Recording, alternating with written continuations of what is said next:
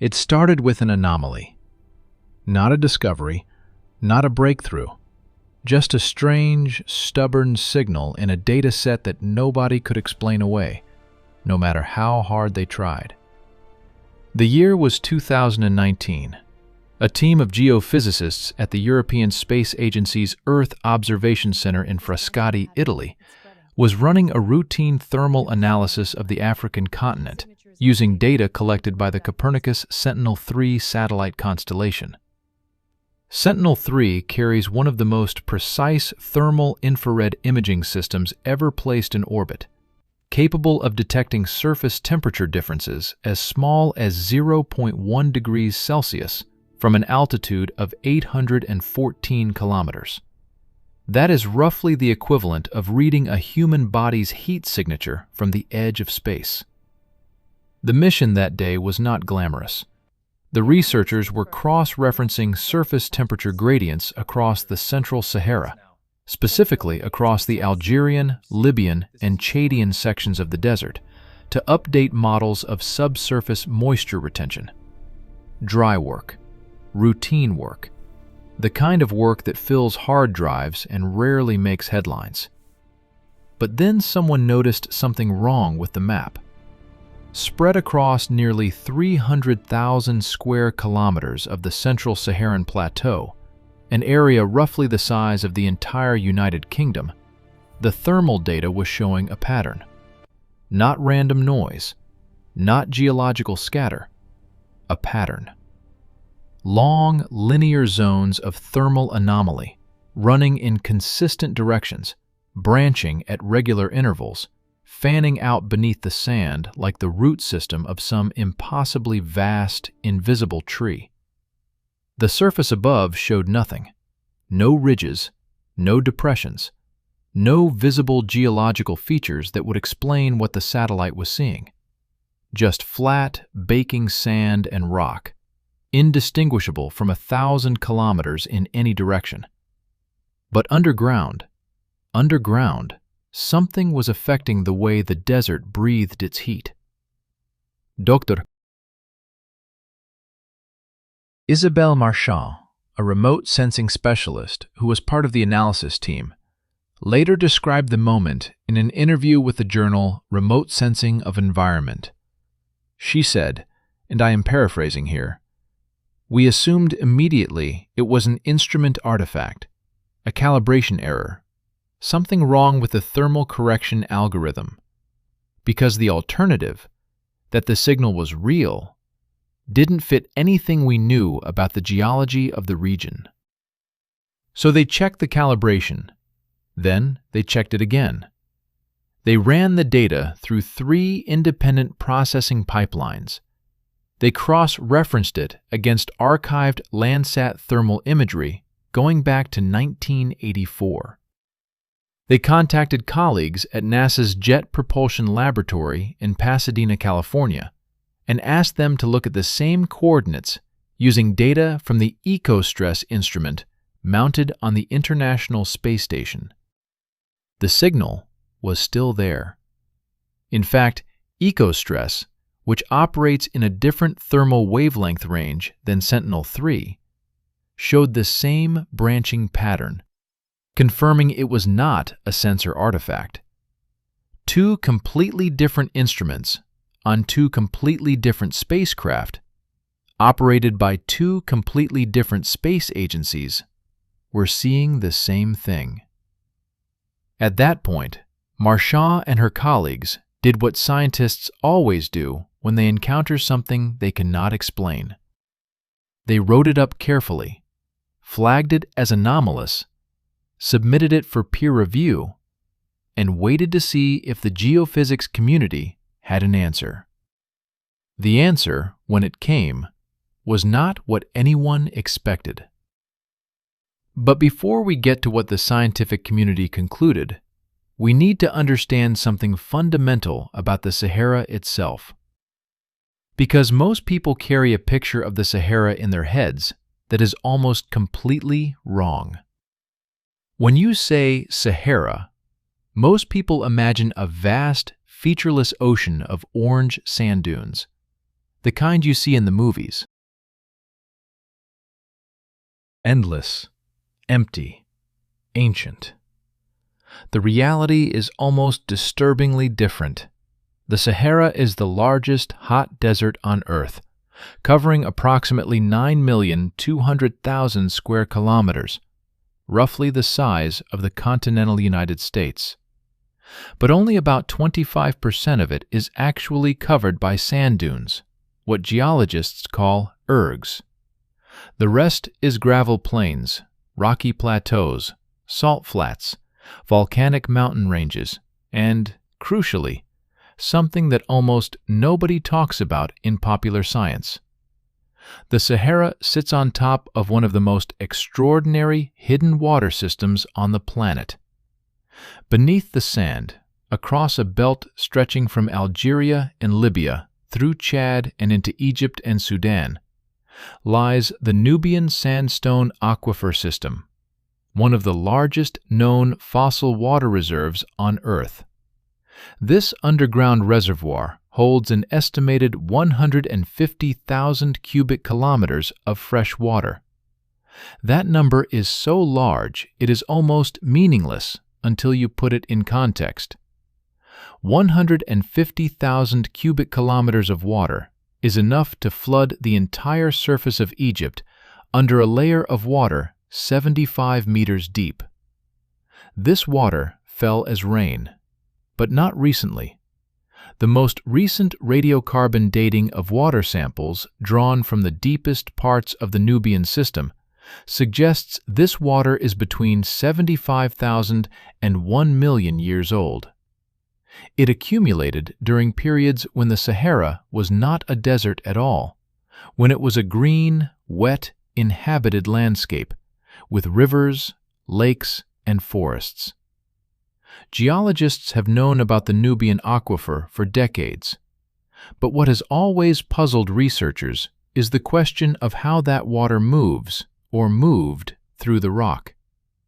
Sandstone is porous, yes, but the volumes of water stored in the Nubian system and its geographic distribution across nearly 2 million square kilometers requires more than simple diffusion through porous rock.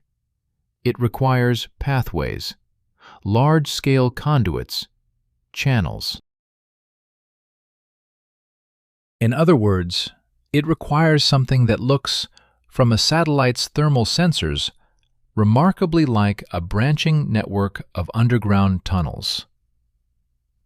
Now, here is where the story gets genuinely strange, and I want to be precise with you about what is established science and what is still being investigated, because this is exactly the kind of topic where the line between geology and sensationalism is dangerously easy to cross. What is not in dispute is this. The thermal anomaly pattern detected by Sentinel-3 and confirmed by EcoStress is real. It has been documented in peer-reviewed literature. A study authored by Marchand and 6 co-authors, published in Remote Sensing of Environment in March of 2021, formally described the anomalies and proposed 3 candidate explanations. The first explanation: differential thermal inertia caused by variations in subsurface rock composition. Essentially, different rock types heat up and cool down at different rates. If there are long, linear veins of a particular rock type running through the subsurface, say denser limestone channels cutting through lighter sandstone, they would produce exactly this kind of linear thermal signature at the surface. The second explanation: paleo-drainage networks.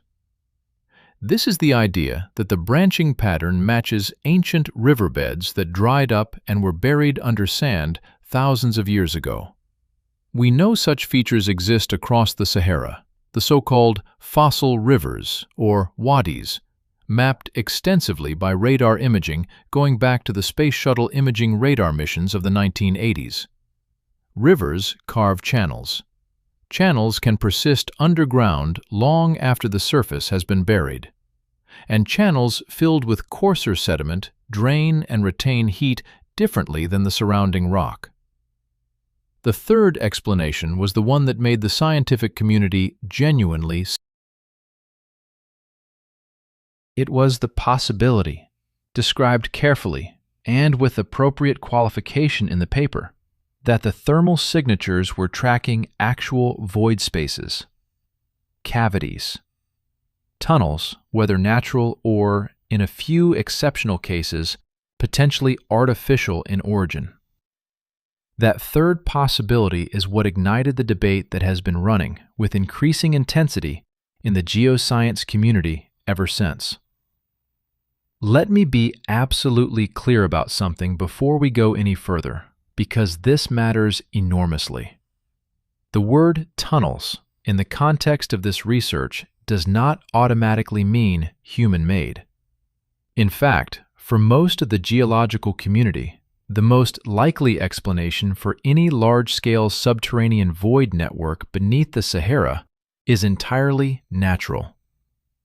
Limestone karst systems, the same geological process that creates caves beneath the Yucatan Peninsula in Mexico, or the famous blue holes of the Bahamas, are perfectly capable of producing vast, branching networks of underground cavities over millions of years. The Sahara sits on a foundation of sedimentary rock types, including limestone, that are extremely susceptible to karst dissolution. Water moving through limestone over geological timescales simply eats the rock away, creating chambers and tunnels that can extend for hundreds of kilometers. There is nothing exotic or mysterious about this process. It is standard geology. What is unusual and genuinely scientifically interesting is the scale of what the thermal maps appear to be showing, and the specific geometric characteristics of the network. Because here is the detail that researchers keep returning to. Karst systems are irregular. They branch chaotically, following the path of least resistance through fractured rock. They curve and widen and narrow unpredictably. They form chambers of wildly varying sizes. Some portions of the pattern visible in the Saharan thermal data do not look irregular.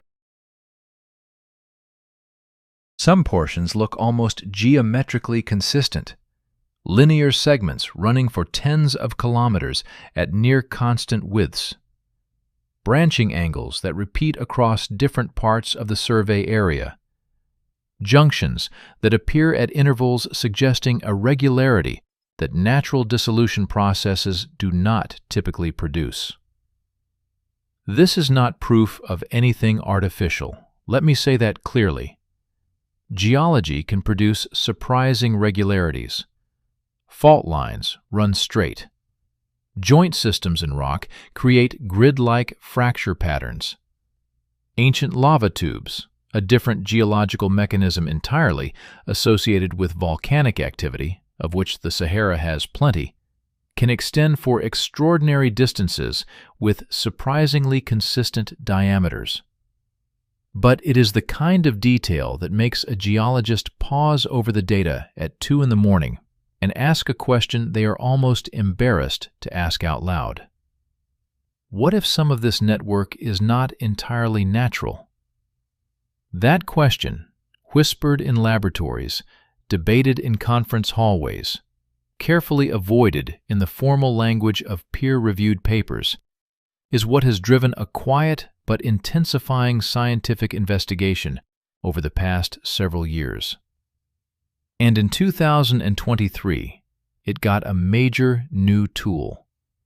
The European Space Agency approved an expanded thermal mapping campaign over the Central Sahara as part of the Sentinel 6 mission, specifically incorporating new processing algorithms developed jointly by the German Aerospace Center, known as DLR, in Oberpfaffenhofen, Bavaria, and the Italian National Institute of Geophysics and Volcanology, INGV, in Rome. These algorithms were designed to subtract known sources of surface thermal variation, solar heating, wind patterns, vegetation, surface geology, with far greater precision than had been possible before, leaving behind a cleaner residual signal representing genuine subsurface thermal anomalies. The results of that enhanced analysis were published in a paper in Earth and Planetary Science Letters in September of 2024. And what they showed was that the original 2019 anomaly was not an isolated feature. It was the edge of something much, much larger. The branching network, when mapped with the new algorithms, extended across a survey area of over 1 million square kilometers. It showed at least 4 major trunk channels, linear features running for between 800 and 1,200 kilometers each, feeding into a web of secondary and tertiary branches. The overall architecture, when rendered as a three-dimensional model using combined thermal and ground-penetrating radar data, resembled, and the paper's authors used this word, a watershed. An underground watershed. A drainage system, but one that had not seen flowing water for a very long time. The estimated depth of the main channels ranged from 40 meters below the surface to over 200 meters. The estimated width of the largest features reached up to 300 meters in some sections. 300 meters wide. Underground, running in straight lines for hundreds of kilometers beneath the largest desert on Earth. Now I want you to sit with that image for a moment, because I think it is easy to let numbers like that wash over you without really registering what they mean. 300 meters. That is roughly the height of the Eiffel Tower laid on its side. And we are talking about a void, or a zone of material so different from the surrounding rock that it registers as a thermal anomaly across multiple satellite platforms. That wide, running underground across distances that would take you a week to walk. And there are not just one of these features. The 2024 paper cataloged over 200 distinct major anomaly segments, organized into what the authors described as a hierarchical branching network consistent with, and again I am quoting carefully from the paper's cautious language, a large-scale subsurface conduit system of uncertain origin and formation mechanism. Uncertain origin. Formation mechanism unknown. In scientific language, that phrase is extraordinary.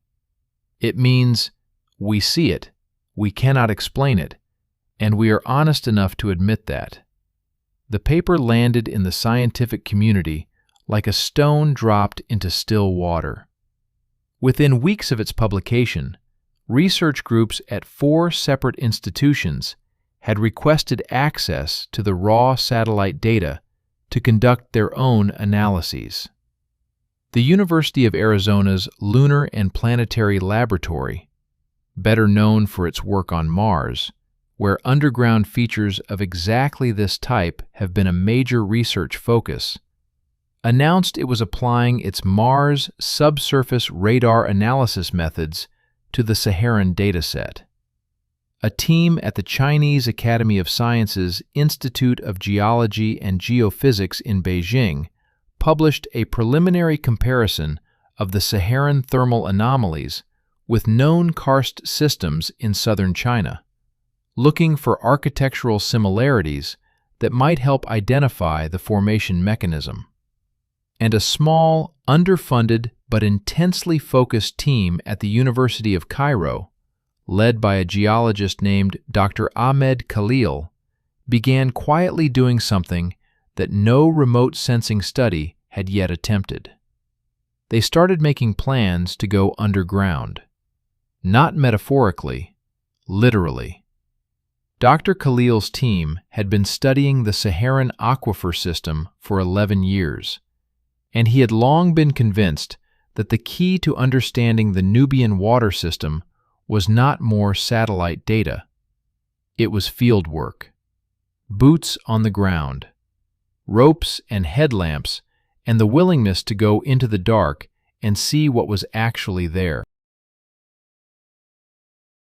And what he found when his team reached the first of the locations flagged by the satellite anomaly data, in a remote plateau region in the southwestern corner of Egypt, near the Gilf Kebir formation, would eventually become one of the most discussed geological field reports of 2025.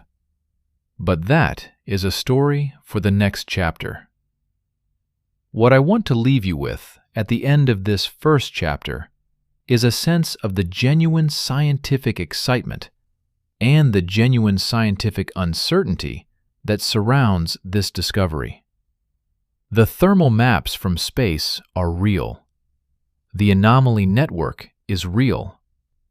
The peer-reviewed papers documenting it are real. And the question those maps are asking is one of the most interesting geological questions of the current decade. What is beneath the Sahara? Is it a natural karst system of previously unknown scale?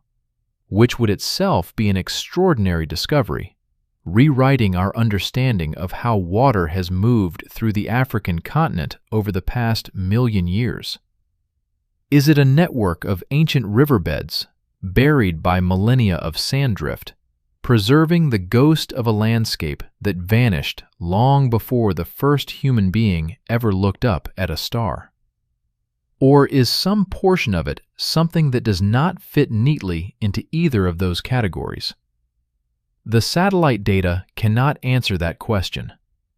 Only going down can.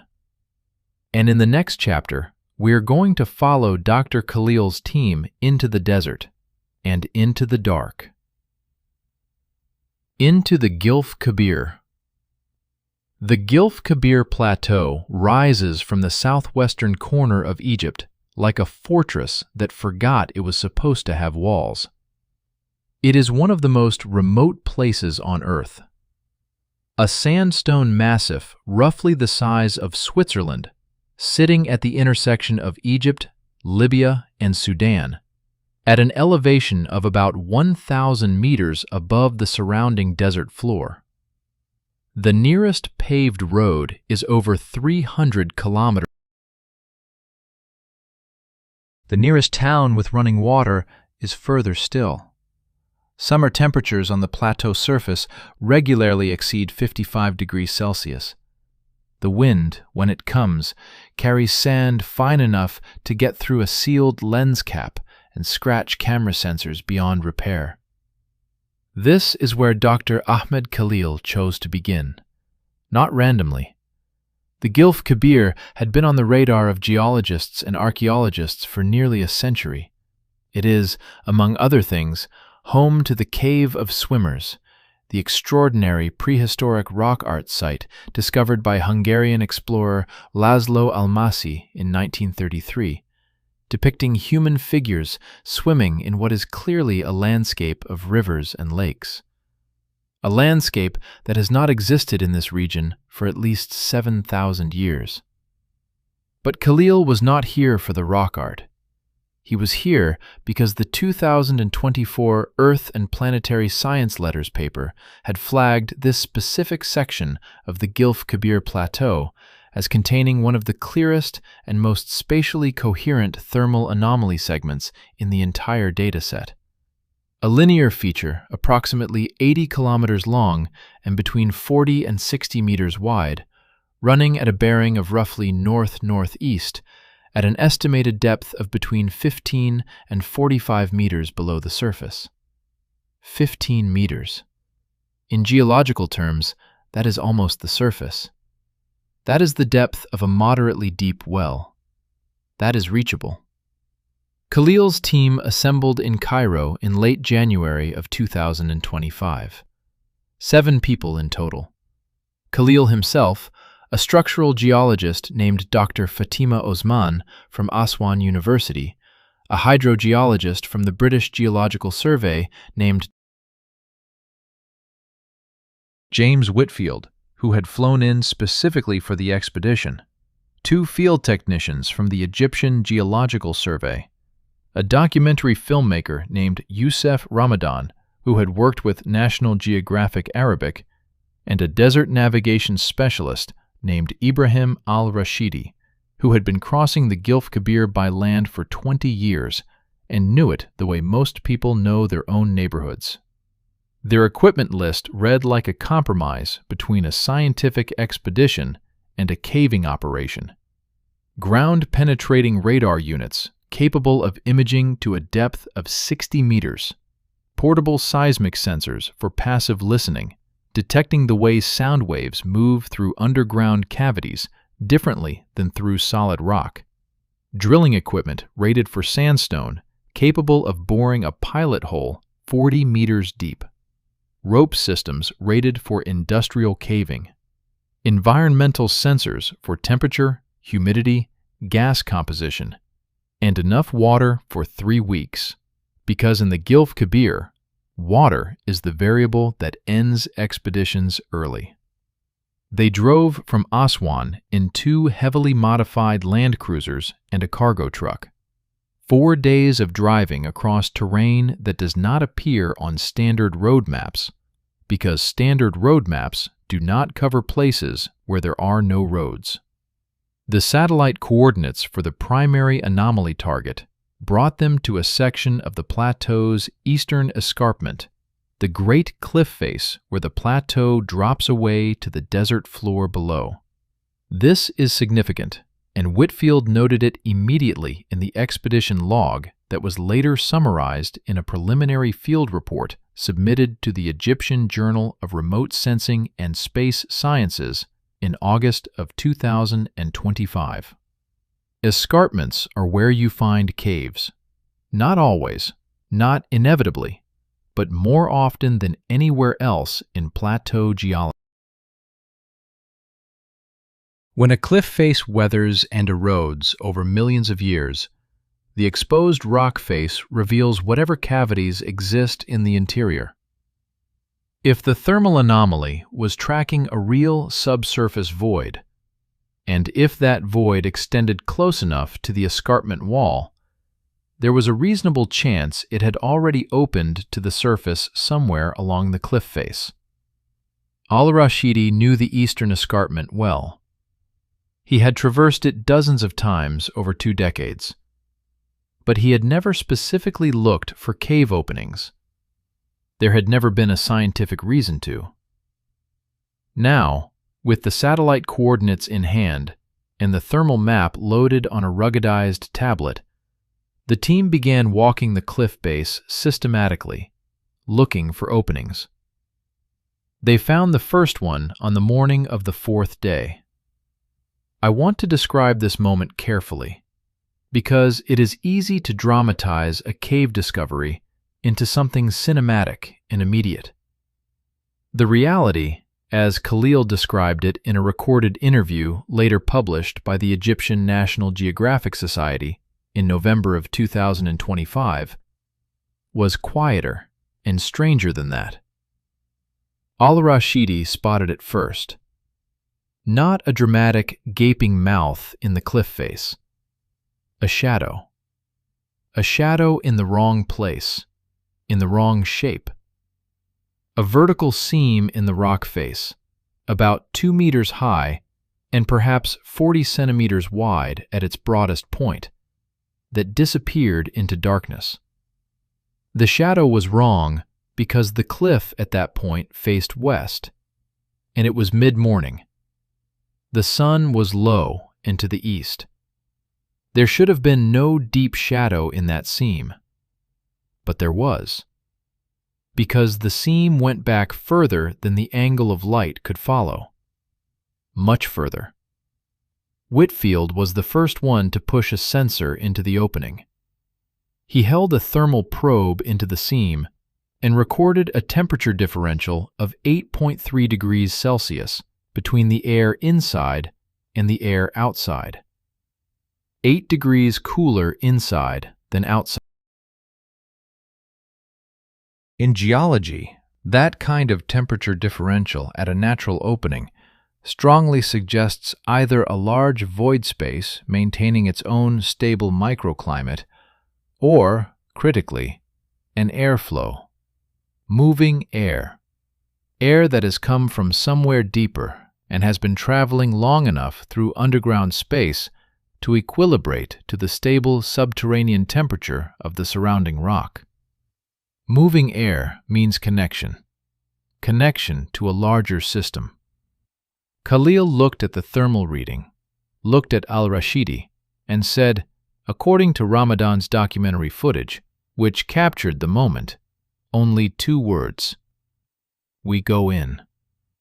The entrance required widening, not dramatically, just enough to allow a person with a pack to squeeze through. The sandstone at the seam edges was weathered and friable, and 40 minutes of careful work with a geological hammer opened the passage to a workable width without destabilizing the surrounding rock.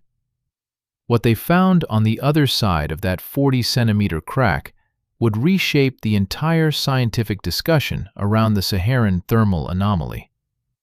The passage widened almost immediately. Within 3 meters of the entrance, the walls pulled back to a width of about 2.5 meters. The ceiling rose to roughly 3 meters. The floor, and this was the first extraordinary detail Khalil noted, was flat. Not naturally flat, the way a cave floor is naturally flat when sediment accumulates over time. Flat in a way that made Osman drop to her knees and run her hand across it within 30 seconds of entering. The floor was worn smooth, not polished to a mirror finish, not geometrically perfect, but worn in the way that stone wears when things, or people, move across it repeatedly over a very long time. Khalil made an immediate point of flagging this in the expedition log as ambiguous. Worn stone floors appear in natural caves, particularly in passages where water has flowed for extended periods. Hydraulic action, fast-moving water carrying fine sediment, is extraordinarily effective at smoothing rock surfaces. The presence of a smooth floor did not by itself indicate human modification, but it was the kind of observation that makes you slow down and pay very close attention to everything else. They moved inward carefully. Whitfield led with the ground-penetrating radar unit, scanning the walls and ceilings for structural weaknesses before each advance. Osman documented the geological stratigraphy, the layers of rock, watching for signs of how the passage had formed. The field technicians managed the rope systems and the environmental sensors, calling out readings every 5 minutes. The passage ran straight. Not perfectly straight, not laser straight, but consistently in the same general direction, northeast, consistent with the bearing of the thermal anomaly mapped from orbit. It did not curve, it did not spiral, it did not widen into chambers and narrow again in the chaotic way that solution caves typically behave. After 60 meters, it branched, a T-junction. The main passage continuing northeast, a secondary passage splitting off to the northwest at an angle of approximately 60 degrees. Both passages were of similar width, around 2.5 meters, and both showed the same worn floor surface. Khalil stopped the team at the junction and recorded a full set of sensor measurements. The airflow was measurable now. Whitfield's anemometer registered a gentle but consistent movement of air from the northeast branch, flowing outward toward the entrance.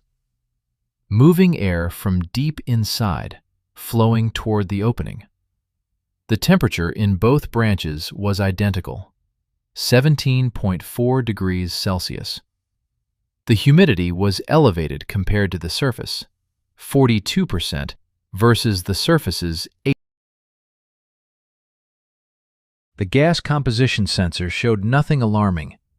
Normal atmospheric ratios, with slightly elevated carbon dioxide consistent with a closed space, but nothing suggesting biological activity or dangerous accumulations. The seismic sensors, set against the floor at the junction, told the most interesting story of all. Passive seismic monitoring works by listening to the way elastic waves move through rock.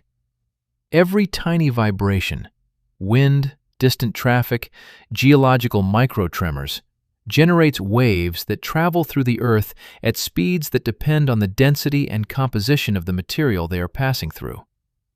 When those waves encounter a void, an empty space, or a space filled with air or water rather than solid rock, they behave differently. They reflect. They slow down. They change character in ways that a sensitive enough instrument can detect. The seismic data collected at the junction in the Gilf Kebir showed something that Whitfield described in the expedition's preliminary field report as the clearest subsurface void signature I have encountered in 22 years of field geophysics. The sensor was detecting not one void, not two, multiple discrete void spaces in multiple directions at multiple depths, all of them generating coherent reflections that indicated open cavities of significant size. The largest reflection, consistent in its signal characteristics with a void space potentially hundreds of meters in cross-section, was coming from further northeast, along the main passage direction. Deep, perhaps 60 to 80 meters below their current position. They were standing at the top of something. A network. A real, physical, three-dimensional network of underground spaces, stretching away from them in multiple directions, at multiple levels. The satellite had been. They spent 9 days inside the Gilf Kebir system, as it would come to be called in subsequent literature. 9 days of careful, methodical exploration, working outward from the initial junction in controlled sorties, never more than 3 hours from the entrance, never more than 2 people at the furthest point of exploration at any one time. Safety first, always. Khalil was insistent about this, and Whitfield, whose British Geological Survey background included caving safety protocols, enforced it without flexibility. By the end of those 9 days, the team had physically accessed and documented approximately 640 meters of passage in multiple branches. They had collected rock samples from 47 locations. They had deployed 3 permanent seismic sensors, buried just below the floor surface, for long-term passive monitoring. They had mapped the accessible portions of the system in 3 dimensions using photogrammetry and LiDAR scanning. And they had identified at least 8 additional branch passages that they had not entered, either because they narrowed beyond accessibility or because they descended steeply to depths that their rope systems could not safely handle. The preliminary map of the Gilf Kebir system, showing only the explored portions, with the seismic data overlaid to suggest the likely extent of the unexplored system beyond, was included in the August 2025 field report. It showed a branching network extending, based on the seismic inference, for at least 12 kilometers in the northeast direction, with secondary branches extending 3 to 7 kilometers in multiple other directions. 12 kilometers of mapped and inferred underground passages. In one location, one of the 4 major anomaly trunk features identified in the 2024 satellite. If this location was representative, if the other trunk features contained systems of similar scale, the total extent of the underground network beneath the Sahara was not hundreds of kilometers. It was potentially tens of thousands. The field report landed at the Egyptian Journal of Remote Sensing and Space Sciences on the 3rd of August, 2025. It was fast-tracked through peer review. A process that normally takes months was completed in 6 weeks because the reviewers recognized immediately that they were looking at something genuinely significant, and published online in mid-September of 2025. Within 48 hours of publication, it had been downloaded over 20,000 times. Within a week, it had been covered by Science News, by the science sections of Le Monde and Der Spiegel, by Nature News, and by every major Arabic-language science publication in the Middle East. And it had triggered an immediate and somewhat heated debate in the geological community about the single most important unanswered question in the entire investigation. How did this network form? Because here is the thing. Khalil's team had documented the system. They had measured it, mapped it, sampled it. They had established beyond reasonable doubt that a large-scale branching underground network exists in the Gilf Kebir plateau, consistent with the satellite thermal anomaly data. What they had not been able to determine, what their 9 days of fieldwork, for all its extraordinary productivity, could not conclusively answer, was whether this system was entirely natural, entirely ancient, or something more complicated than either of those categories. The rock samples would take months to analyze fully. The seismic sensors would need at least a year of passive data collection to produce useful results. And the deepest, largest parts of the system, the spaces the seismic data suggested were down there, 60 and 80 meters below the surface, potentially hundreds of meters wide, had not been reached at all. The most important questions were still open, and in laboratories from Cairo to Pasadena to Beijing, scientists were sharpening their tools and their arguments, preparing to fight over the answers. But there was one finding from the Gilf Kebir fieldwork that did not require months of lab analysis to interpret. One observation that Osman made on the 7th day of the expedition, in a side passage that the team had almost decided not to enter because it was narrow and awkward and seemed to lead nowhere important. She almost missed it. The passage turned sharply, and the headlamp angle was wrong, and she had to flatten herself against the wall to get past a narrowing in the rock. And then the passage opened again, and she raised her light, and she stopped moving completely. She called for Khalil.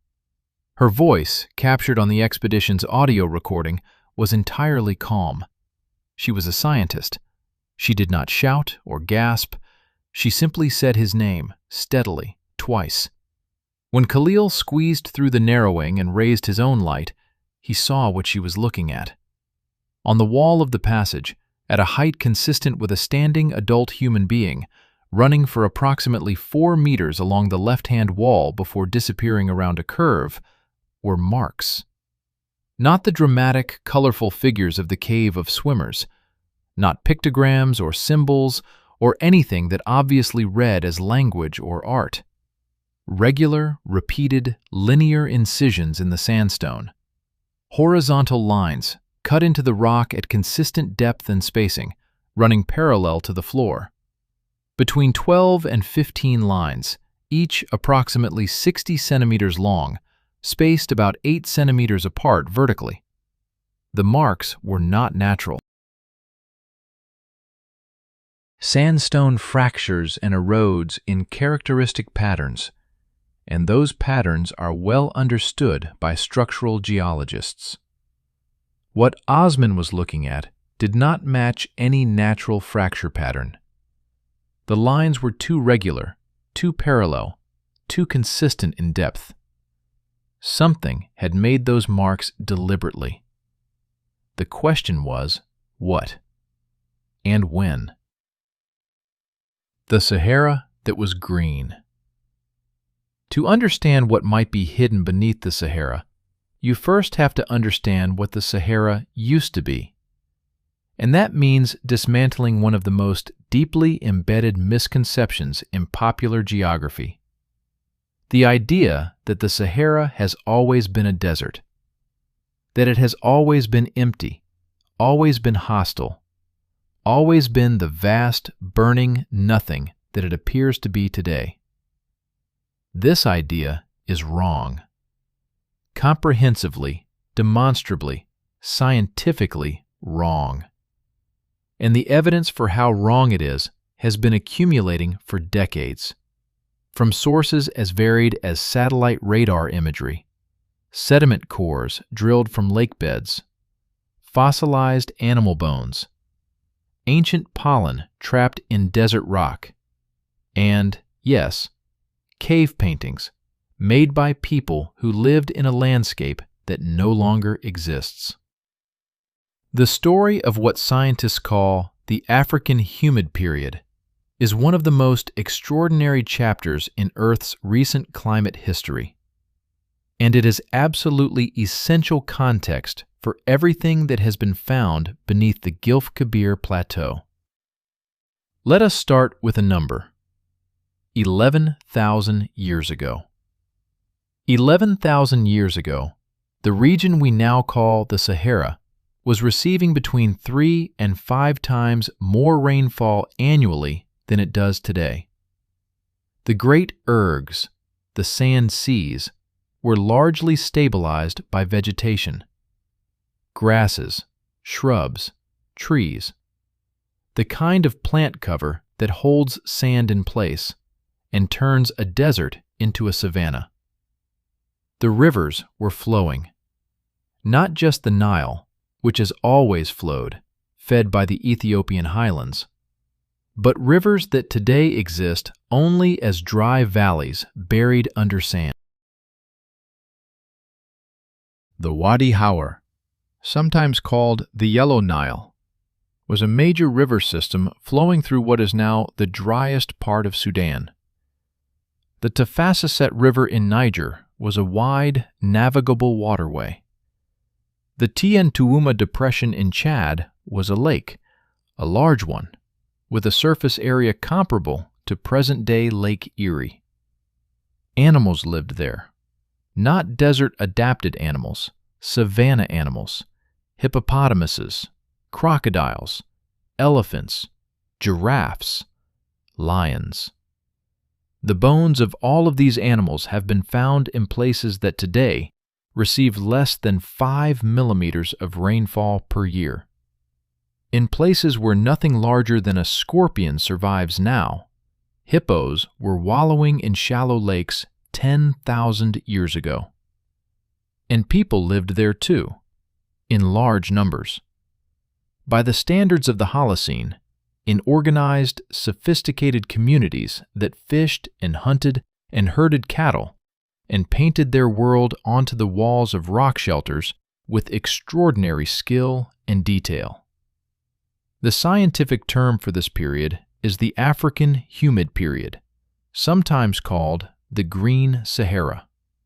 It is one of the most intensively studied climate episodes in quaternary science, the branch of geology concerned with the last 2.6 million years of Earth history. The evidence base for the Green Sahara is enormous, multidisciplinary, and essentially uncontested among climate scientists. The cause of the African humid period is understood. It was driven primarily by changes in Earth's orbital parameters, subtle wobbles in the planet's axial tilt, and the shape of its orbit around the Sun, a phenomenon described mathematically by the Serbian astronomer Milutin Milankovic in the early 20th century. These orbital cycles, operating over timescales of tens of thousands of years, periodically shift the intensity of summer solar radiation in the northern. When Northern Hemisphere summers receive more solar energy, the West African monsoon, the great seasonal rain system that drives precipitation across the continent, intensifies and pushes further north, sometimes much further north, far enough north to reach the Sahara. During the peak of the African humid period, roughly 9,000 to 6,000 years ago, The monsoon penetrated deep into what is now the Central Sahara, delivering enough rainfall to sustain rivers, lakes, and complex ecosystems across millions of square kilometers. Then the orbital cycle shifted again. The summer insolation declined, the monsoon retreated, and the Sahara dried. Not overnight, not in a generation, but over a period of perhaps 2,000 years, between roughly 5,500 and 3,500 years ago. The lakes shrank, the rivers stopped flowing, the vegetation died back, and the desert reclaimed its territory. The people who had lived there for millennia had to leave or adapt or die. Most left. And where did they go? South, into sub-Saharan Africa. East, into the Nile Valley. The drying of the Sahara is now considered by many archaeologists and climate historians to be one of the major drivers of the population movements and cultural developments that produced ancient Egyptian civilization. The Nile Valley received a massive influx of people from the desiccating Sahara over several thousand years. People who brought with them cattle herding traditions, artistic practices, and organizational structures developed during millennia of life in the Green Sahara. The Egyptian civilization, in a very real sense, was born from the death of the Green Sahara. Now, with that context established, let us return to the question of who was in the Sahara during the Green Sahara period and what they might have built. Because this is where the story becomes genuinely complex and genuinely contentious. The archaeological record of the Green Sahara is rich, but geographically uneven. Some areas have been studied intensively: the Fezzan region of Libya, the Akakis Mountains, the Tassili Niger Plateau in Algeria. These areas are home to some of the most spectacular prehistoric art in the world, and they have attracted archaeological attention for over a century. The rock art alone, hundreds of thousands of individual images painted and engraved across millennia, tells a detailed story of changing cultures, changing climates, and changing ways of life. Other areas have barely been touched. The Gilf Kebir is one of them. The remoteness of the Gilf Kebir has historically made sustained archaeological fieldwork extremely difficult and expensive. Most of what is known archaeologically about the region comes from a handful of expeditions: Al-Mashi's famous 1930s surveys, a few Italian and Egyptian missions in the 1980s and 90s, and a more systematic Egyptian-German project in the early 2000s that produced the most comprehensive surface archaeological map of the plateau to date. That surface map showed exactly what you might expect from a region that was habitable and well-watered during the Green Sahara. Abundant evidence of human presence. Stone tool scatters, hearth sites, ostrich eggshell fragments used as water containers, grindstones for processing plant material, and of course, the rock art of the Cave of Swimmers and the nearby Cave of Beasts, which contains some of the most technically accomplished prehistoric paintings in Africa. But all of that was surface archaeology. Nobody, before Khalil's 2025 expedition, had systematically investigated what might be underground. The question of subsurface archaeology in the Sahara is not a new one. Archaeologists have long recognized that the desert surface, for all its apparent barrenness, preserves things exceptionally well. The dry conditions, the stable temperatures, the absence of the biological activity that destroys organic material in wetter climates, all of these make the Sahara an extraordinary archive. Things that would rot away in a rainforest in decades can survive in the Sahara for thousands of years. And if things survive so well on the surface, what might survive underground? In a cave system, where the conditions are even more stable, where temperature fluctuations are minimal, humidity is controlled, and daylight, which drives the photochemical reactions that degrade pigments and organic materials, never reaches. Underground Saharan sites, where they have been found and excavated, have produced extraordinary results. The most famous example is Gobero in Niger, an ancient cemetery discovered in 2002 by paleontologist Paul Sereno's team, located in what was once the bed of a lake, now buried under sand. At Gobero, human burials dating to between 10,000 and 6,000 years ago were found in exceptional condition, preserving not just bones, but postures, arrangements, and associated objects that told detailed stories about the lives and beliefs of the people buried there. But Gobero was a surface site, exposed by wind erosion. Nobody has yet conducted systematic underground excavation of a cave system in the Central Sahara from the Green Sahara period, until possibly now.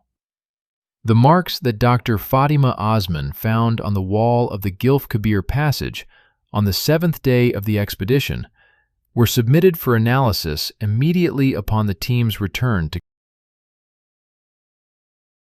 Rock samples from directly below and above the incisions were sent to 3 independent laboratories: the Dating Laboratory at Oxford University's Research Laboratory for Archaeology, the Geochronology Laboratory at the University of Cologne in Germany, and the Isotope Geochemistry Laboratory at the University of Arizona in Tucson. The dating method applicable to incisions cut into sandstone is called optically stimulated luminescence, or OSL. It is a technique that measures how long it has been since mineral grains in the rock were last exposed to light. When rock is cut or abraded, the mineral grains at the fresh surface are reset. Their luminescence clock is zeroed. Over time, as the grains are shielded from light by being underground, the clock runs again. Reading that clock tells you when the cut was made. OSL dating has a precision that varies depending on the age of the sample and the specific mineral composition of the rock. But for samples in the age range expected for Green Sahara human occupation, between roughly 3,000 and 12,000 years ago, it is typically accurate to within a few percent. The results from the 3 laboratories came back over a period of several months between late 2025 and early February of 2026. All 3 laboratories returned results that were consistent with each other, within their respective margins of error.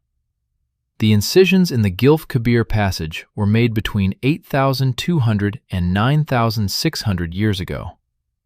Let me put that in context. 8,200 to 9,600 years ago falls squarely within the peak of the African humid period, the Green Sahara. The time when the Gilf Kebir plateau was surrounded by rivers and lakes, when hippopotamuses lived within 200 kilometers of the site, when the climate of the region was more similar to present-day sub-Saharan savanna than to anything we associate with the Sahara today. It was a time when organized human communities were living across the Central Sahara. Not nomads passing through. Communities, people who stayed long enough in one place to paint thousands of images on rock walls, to establish cemeteries, to develop traditions and technologies and ways of organizing their lives. People who would, if they were sheltering in cave systems during the heat of the day, as people in hot climates have done throughout human history, or using underground spaces for storage, for ritual, for water access, or for any number of other purposes that cave systems have served human communities worldwide, leave marks. Regular marks, repeated marks, the kind of marks that might serve as records, or measurements, or notations of some kind, or might simply be the product of tool maintenance, sharpening stone blades against a convenient rock surface, leaving parallel striations as a byproduct. Osman, in her contribution to the expedition's preliminary field report, was careful to list all of the possible explanations for the marks without privileging any of them. Tool sharpening, tally marks, deliberate notations, natural abrasion by human traffic carrying objects that brushed the wall repeatedly. She noted that distinguishing between these possibilities would require much more detailed analysis of the incision morphology than the expedition had been equipped to conduct in the field. But the dating result itself was already enormously significant, for a reason that goes beyond the marks. If the incisions were made between 8,200 and 9,600 years ago, then human beings were inside this cave system during the Green Sahara. They were not just passing the entrance. They were going in far enough, at least to that side passage, which was over 150 meters from the entrance, to leave marks on the walls. And if they were going 150 meters into the system, what stops them from having gone further? Much further. Here is the question that the discovery of those marks forces into the scientific discussion, whether the scientific community is comfortable with it or not. If a human community during the Green Sahara had access to a branching underground network extending potentially tens of kilometers beneath the plateau, a network that would have offered stable temperatures, protection from predators, access to subsurface water, and shelter from the increasingly intense heat as the climate began to shift, would they have used it? The answer, based on everything we know about how human communities interact with cave systems worldwide, is almost certainly yes. And the follow-up question is the one that nobody yet has the data to answer. How extensively did they use it? And what, if anything, did they do to it? There are two scientific camps that have crystallized around the Gilf Kebir findings, and around the broader question of the Saharan thermal anomaly network. Understanding their positions, and the evidence each side marshals, is essential to understanding where this investigation currently stands. The first camp, representing the majority position in the geological community, argues that the thermal anomaly network is fundamentally a natural geological feature. Specifically, they favor the paleo-drainage hypothesis, the idea that the network represents ancient river systems formed during the wet periods of the Pleistocene and Holocene that were buried by sand and are now detectable only through their thermal signature.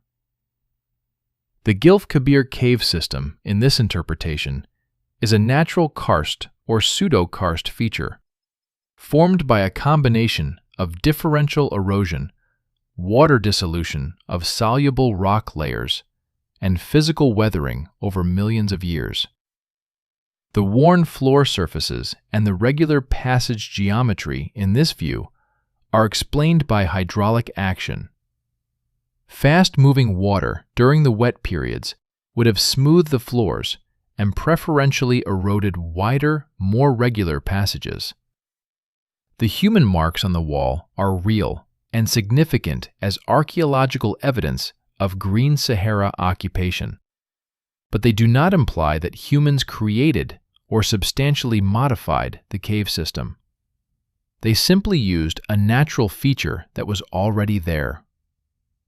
This position is scientifically defensible, well-reasoned, and supported by substantial geological analogy from other regions of the world.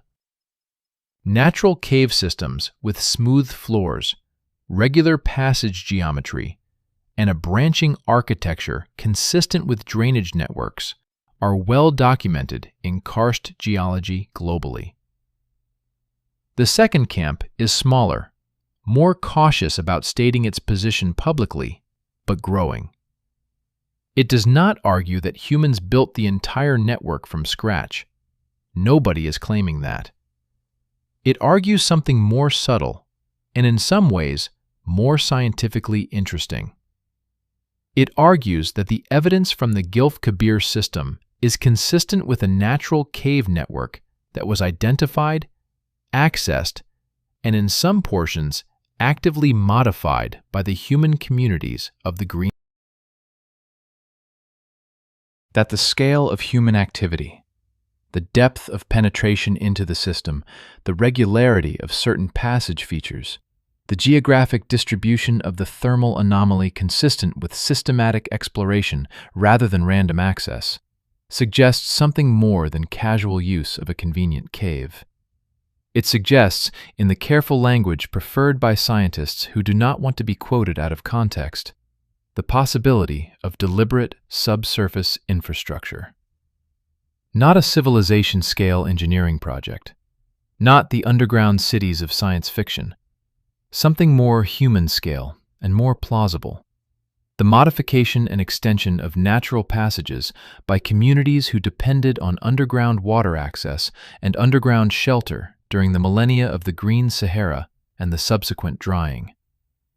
The evidence for this position is currently circumstantial. The worn floors, the passage geometry, the human marks, the OSL dating, the seismic inference of a vast connected system. None of these individually proves deliberate human modification. Together, they constitute what the second camp describes as a pattern of evidence that warrants serious investigation. And that investigation is now underway on multiple fronts. In January of 2026, just weeks ago from the date of this recording, the Egyptian Ministry of Antiquities formally partnered with the European Space Agency and the University of Cairo to establish what they are calling the Saharan Subsurface Heritage Initiative. This is a multi-year, multi-institution research program with 3 parallel tracks. The first track is continued satellite analysis, expanding the thermal anomaly mapping to cover the full extent of the suspected network, using updated Sentinel data processed through the DLRINGV.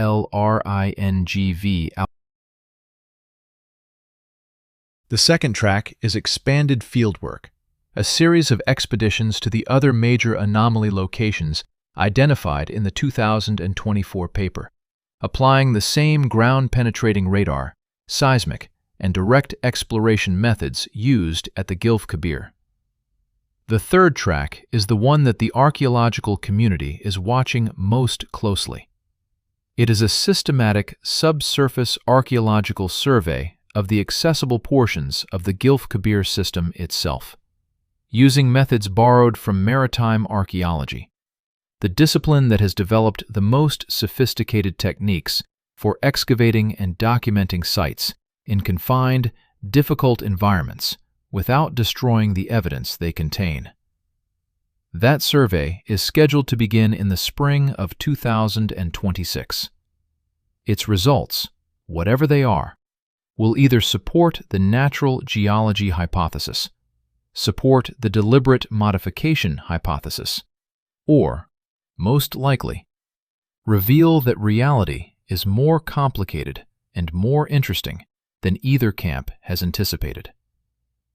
But there is one more piece of context that we have not yet discussed, one that changes the entire framing of this story in a way that I think will surprise you. The Gilf Kebir is not alone. The satellite thermal anomaly network is not confined to Egypt.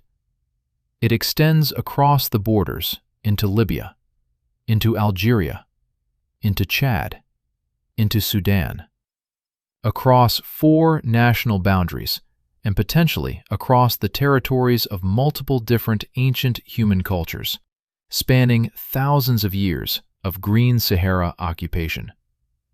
And in at least 2 of those other countries, there are already preliminary reports, not yet published in peer-reviewed journals, but circulating in the research community, of surface features consistent with underground access. Places where the ground has subsided, where unusual vegetation patterns suggest subsurface moisture that does not fit the surrounding geology, where local communities have long-standing traditions, oral histories in some cases, about underground spaces, local knowledge, the knowledge of people whose ancestors never left, who have been living at the edge of the desert for thousands of years, carrying stories about what their world used to look like and what it used to contain. Those stories are the subject of the next chapter. What the desert remembers. There is a particular kind of knowledge that does not appear in scientific journals. It does not get cited in peer-reviewed papers. It does not come with GPS coordinates or laboratory dating results. It does not arrive in a format that a geophysicist can load into a mapping software and cross-reference against satellite data. But it has been accumulating for a very long time, thousands of years in some cases, passed from generation to generation in the form of stories, warnings, place names, and practical instructions about how to survive in a landscape that kills the unprepared. Ethnographers and anthropologists have a term for this kind of accumulated understanding. They call it traditional ecological knowledge. And in the context of the Saharan subsurface investigation, it has become one of the most unexpected and scientifically productive sources of information in the entire research program. Because it turns out that the communities living at the edges of the Central Sahara, the Tuareg of the Algerian and Malian Sahara, the Tubu of the Chadian and Libyan desert, the Zagawa of Sudan and Chad, the Kel Ajer Confederation of the Tassili Niger region, have been talking about underground spaces in the desert for as long as anyone has been listening. The researchers who started paying close attention to those stories, in the specific context of the thermal anomaly investigation, were not geologists. They were two anthropologists, Dr. Sarah Okafor of the University of Lagos in Nigeria, and Dr. Hamid Ben Salem of the University of Tunis, who had been conducting separate long-term ethnographic fieldwork projects in the Saharan region for years before the 2024 satellite paper was published. When they read that paper, both of them had the same reaction almost simultaneously. They had heard about this. Not in those terms, not as thermal anomalies or satellite data, but they had heard about it. Okafor had been working with Tubu communities in the Tibesti mountain region of northern Chad since 2016. The Tubu are one of the most remarkable human groups on Earth, a people who have inhabited one of its most hostile environments for millennia, developing a culture and a practical knowledge base precisely calibrated to the demands of extreme desert survival. Among the body of traditional knowledge that Okafor had been documenting as part of her research into Saharan ecological memory, there was a category she had initially cataloged simply as subsurface water knowledge. Stories and practical information about finding water underground, which rock types to dig near, which surface features indicated water below, which valley systems, even when bone dry on the surface, retained moisture at depth. This is well documented in desert-dwelling cultures worldwide. The ability to find water underground is literally a survival skill, and communities that have lived in deserts for generations develop sophisticated empirical knowledge about subsurface hydrology that often turns out, when tested scientifically, to be remarkably accurate. But interwoven with the straightforward water-finding knowledge, Okafor had noticed a recurring element in the Tubu oral traditions that she had not known what. References, consistent across multiple informants, across multiple communities, across a geographic range of several hundred kilometers, to what the Tubu called, in their language, something she translated as the old paths below. Not metaphorical paths, not spiritual paths in the sense of a religious journey, practical paths, paths that went underground, paths that, according to the oldest versions of the stories, could be traveled for great distances, paths that connected water to water, one source of underground water to another, across distances that no surface route could match during the dry season. Okafor had noted this in her field journals and flagged it as an interesting folkloric element. She had not known what to do with it scientifically, because without a geological framework to place it in, it was simply a story. Fascinating, but unanchored. When she read the 2024 ESA paper, the framework arrived. She contacted Ben Salem almost immediately. Ben Salem had been working in the Tassili Niger region of southern Algeria with Kel Ager Tuareg communities, and he had his own collection of what he now recognized might be relevant oral traditions. The Tuareg have one of the most sophisticated oral literary traditions of any Saharan people. Their poetry, music, and storytelling carry encoded practical information about the desert, information about navigation, about animal behavior, about seasonal patterns, about where to find resources in a landscape that to an outsider appears to offer none. Among the Kel Ager specifically, Ben Salem had documented a tradition of what he called underground geography, a body of knowledge about specific locations in the plateau landscape where the ground was, as one of his informants described it in translation, hollow in the right way. Places where the rock gave back a different sound when struck. Places where the air moved differently, where you could feel breath coming from the earth itself on still days.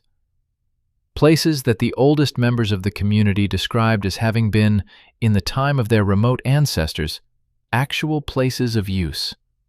Places where people went, not just by accident, but deliberately and regularly.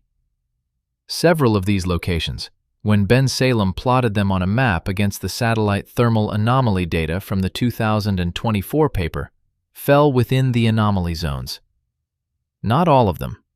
Some did not match, but enough did, a statistically meaningful proportion, that both Okafor and Ben Salem felt the correlation was worth reporting formally.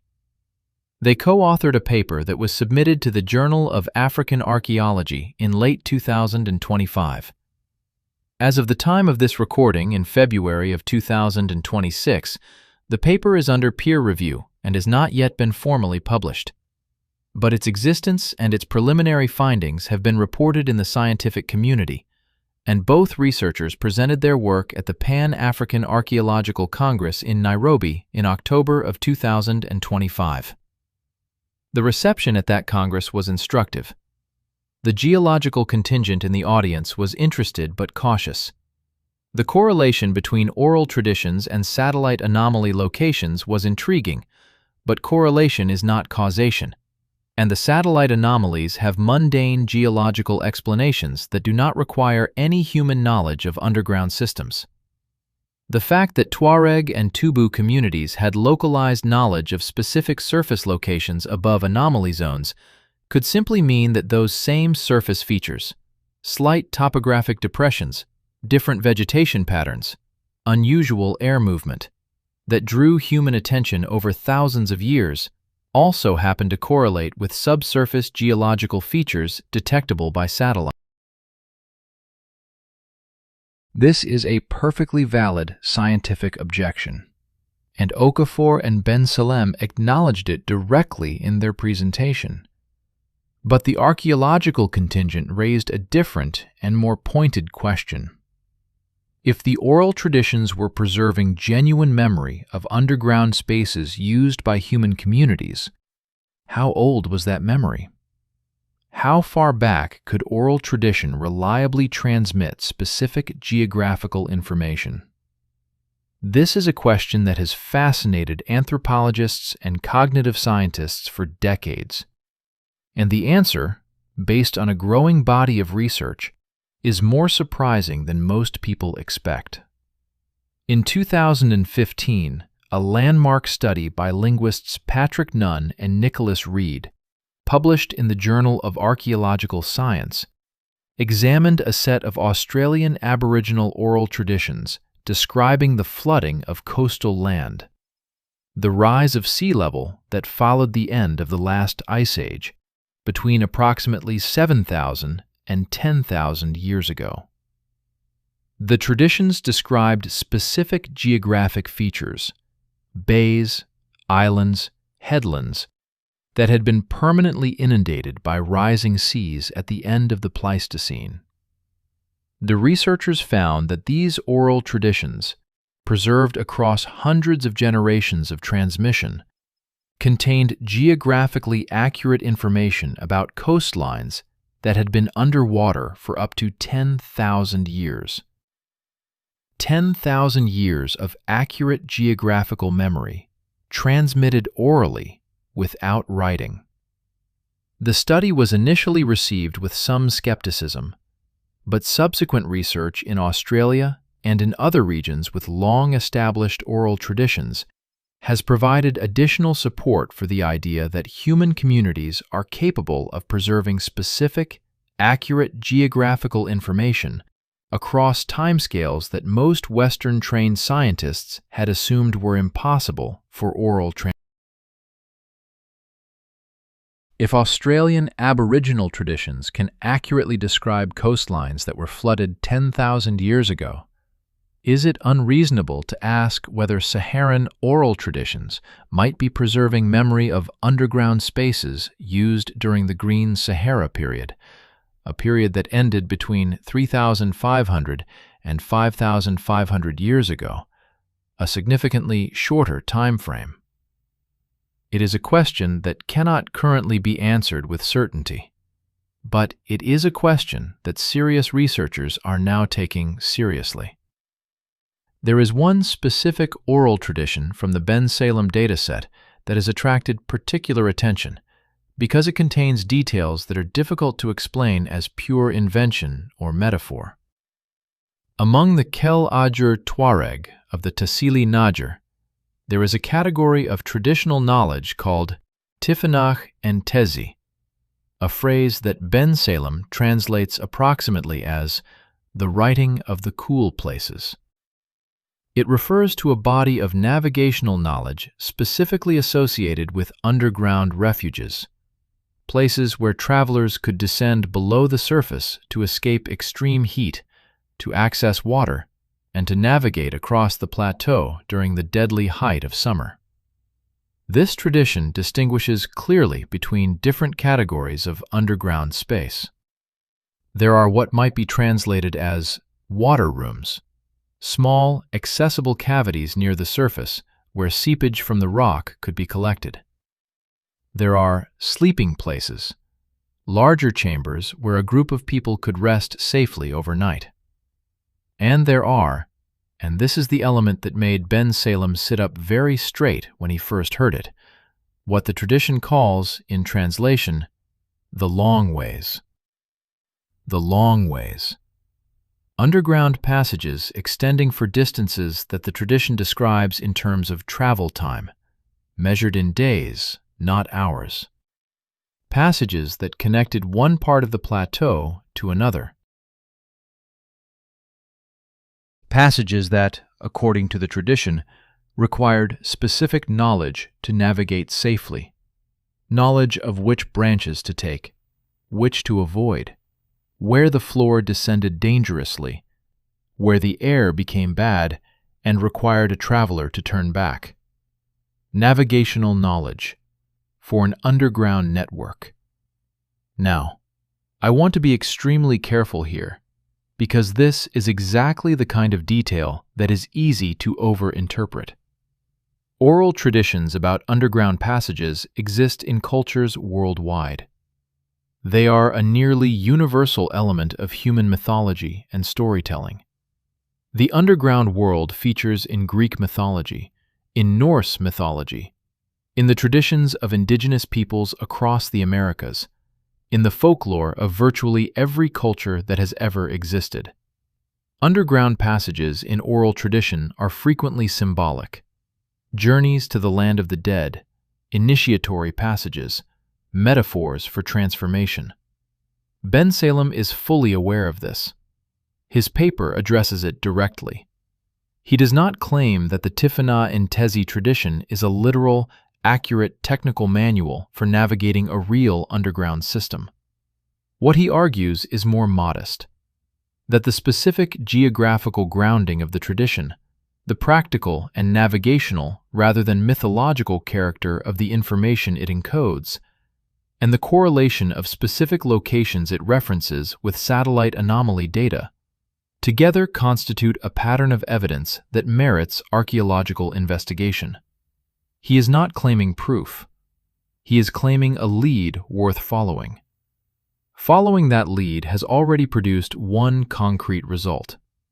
Among the specific locations referenced in the Tifana Intezi tradition, Bensalem identified 3 that fell within the satellite anomaly zones and were geographically accessible for field investigation. In September of 2025, a small preliminary survey team, 2 geophysicists from the University of Algiers and Bensalem himself, visited the first of these locations in the Tassili Naajer plateau. They found at the surface location indicated by the oral tradition a cluster of features that Bensalem described in a preliminary note circulated within the research community as highly anomalous for the surface geology of the region.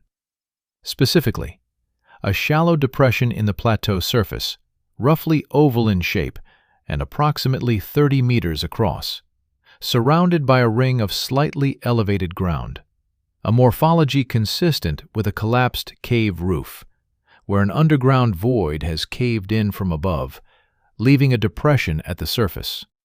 This kind of feature has a geological name, a doline or sinkhole. They are common in karst terrain worldwide. But surrounding the doline, and partially buried by sand drift, were stone features. Arranged stones, a rough ring of larger rocks around the depression perimeter, and what appeared to be a partial stone structure, the remains of a wall or enclosure on the northern edge. Stone structures at the entrance to a possible underground opening, consistent with the kind of modification a human community might make to a cave entrance they were actively using. To mark it, to protect it from sand drift, to create a sheltered approach. Consistent, not conclusive. The stone features had not yet been dated at the time of this recording. They could be ancient. They could be relatively recent. The Tassili Naajer has been continuously inhabited for millennia, and stone structures of various ages exist across the plateau. Without systematic excavation and dating, the age of the stones is unknown.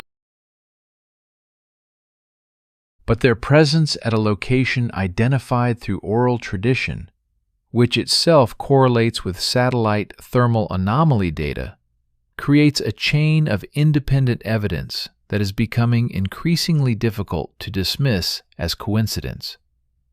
The reactions to this chain of evidence from different sectors of the scientific community tell you something important about how science actually works, which is to say, messily, with genuine disagreement between intelligent people who are looking at the same data and reaching different conclusions based on their prior assumptions and their assessments of what different types of evidence are worth. The geological community, broadly, remains in the natural formation camp. Their position is straightforward and scientifically conservative. The thermal anomalies have natural explanations. The cave system is natural. The human marks and the oral traditions are interesting but do not constitute evidence of anything beyond ordinary human use of a natural landscape feature. Nothing here, they argue, requires us to invoke any extraordinary explanation. The archaeological community is more divided. A significant minority of Saharan archaeologists, people who have spent careers studying the sophisticated cultures of the Green Sahara, argue that the evidence warrants a genuine open question about the extent of human modification of the subsurface environment. They point to well-documented examples of prehistoric communities in other parts of the world creating or extensively modifying underground spaces. The kiva systems of the American Southwest, the underground cities of Cappadocia in Turkey, the rock-cut chambers of the Ethiopian highlands, and argue that there is no a priori reason why Green Sahara communities could not have done something comparable. The Cappadocia comparison is worth dwelling on for a moment, because it is the most striking analogy available, and it is one that several researchers have now invoked explicitly in the context of the Saharan investigation. Cappadocia, in central Turkey, is home to one of the most extraordinary archaeological discoveries of the 20th century. Beginning in the 1960s and continuing through subsequent decades of excavation and survey, archaeologists revealed a network of underground cities carved into the soft volcanic rock of the Anatolian plateau. The largest of these, Derinkuyu, descends to a depth of approximately 60 meters and contains enough space to have sheltered an estimated 20,000 people, along with their livestock, their food stores, and their religious spaces. Derinkuyu is not a natural cave. It is entirely human-made. Carved from soft volcanic tuff by human hands over a period of centuries, probably beginning in the Bronze Age and expanded substantially in later periods. It has ventilation shafts, wells, wine presses, churches, and stables. It has rolling stone doors that could seal passages from the inside. It is a complete underground city, built by people who needed to survive above-ground threats, whether from invasion, from extreme weather, or from some combination of both. Nobody predicted Derinkuyu before it was found. The surface above it gave almost no indication of what was below. A local resident discovered the modern entrance accidentally in 1963, when a wall in his basement turned out to be hiding a tunnel. The scale of what was hidden underground in Cappadocia was inconceivable to the researchers who first encountered it, and they were looking at carved volcanic tuff, a relatively soft rock that is easy to work by hand. The geology cooperated with the construction. The Gilf Kebir sits on sandstone, also a relatively soft rock, also workable by hand tools made of harder stone, also susceptible to the kind of modification that turns a natural passage into something more regular, more navigable, more useful as infrastructure. Is a Saharan Cappadocia possible? Is there an underground system beneath the desert that represents not just natural geology and opportunistic human use, but deliberate, sustained, organized human modification? The evidence does not currently support that conclusion. Not conclusively. Not yet. But the evidence does not exclude it either. And that, in science, is the condition that justifies investigation. There is one more thread in this chapter that needs to be pulled before we can move forward to the physical investigation that is now underway. The question of water. Because everything about the Green Sahara, the human communities, the underground systems, the oral traditions, the thermal anomalies, the Nubian aquifer itself, connects back to water. to the extraordinary fact that beneath one of the driest places on Earth, there is an ocean of ancient water, sitting in the dark, waiting. The Nubian Sandstone Aquifer System contains, as I mentioned earlier, approximately 150,000 cubic kilometers of fresh water. But the Nubian Aquifer is not the only major subsurface water body beneath the Sahara. The Northwestern Sahara Aquifer System, shared between Algeria, Tunisia, and Libya, contains a further 60,000 cubic kilometers. The Eulamaden Aquifer in Niger and Mali adds more. Together, the major Saharan aquifer systems contain enough fresh water to supply the entire global human population at current consumption rates for several centuries. This water is fossil water, ancient water. It is not being significantly replenished by current rainfall, because current rainfall in the Sahara is essentially zero across most of the region. Once it is extracted, it is. Libya has been pumping Nubian aquifer water to the surface for irrigation through the Great Man-Made River Project since the 1980s, and the aquifer level in the extraction zones is already declining measurably. But here is the geological detail that is directly relevant to our story. The Nubian aquifer water does not sit in a uniform layer of saturated sandstone.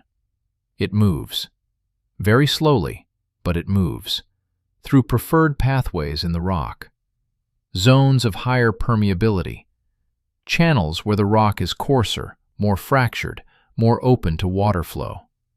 In other words, it moves through exactly the kind of features that the satellite thermal anomaly is mapping. The branching network detected by Sentinel-3 and confirmed by subsequent analysis is not just a potential archaeological puzzle. It is potentially the plumbing system of the Nubian aquifer. The network of pathways through which one of Earth's largest freshwater reserves has been moving, redistributing, and maintaining itself for tens of thousands of years. Understanding that network, mapping it, understanding its architecture, knowing where it connects and where it terminates, is not just archaeologically interesting. It is potentially one of the most important hydrological investigations of the 21st century. In a world where freshwater scarcity is already a crisis affecting hundreds of millions of people, and where the Saharan countries that sit above this aquifer system are among the most water-stressed nations on Earth, a detailed map of the subsurface water pathways beneath the desert could be an extraordinarily valuable resource. For irrigation planning, for drilling programs, for understanding how rapidly the aquifer is declining and where, for identifying zones of recharge that might still be receiving water, for modeling how the system will respond to the continued intensification of climate change across North Africa. The thermal maps from space began as a scientific. They became an archaeological puzzle, and they are now revealing themselves to be something much larger, a window into the hidden infrastructure of a continent's water system. And the scientists who are trying to understand that system have just received a major new tool, a tool that has changed fundamentally what is possible in this investigation. That tool, and what it has already found, is the subject of the next chapter. The machine that sees through stone. For most of the history of geology, understanding what lies beneath the Earth's surface has required one of two things. Either you drill a hole and pull up samples of what is down there, or you wait for the Earth to show you itself, through earthquakes, through erosion, through the slow, patient work of time, cutting canyons and exposing cliff faces, and revealing cross-sections of the subsurface that no human hand could have uncovered. Both approaches have their limitations.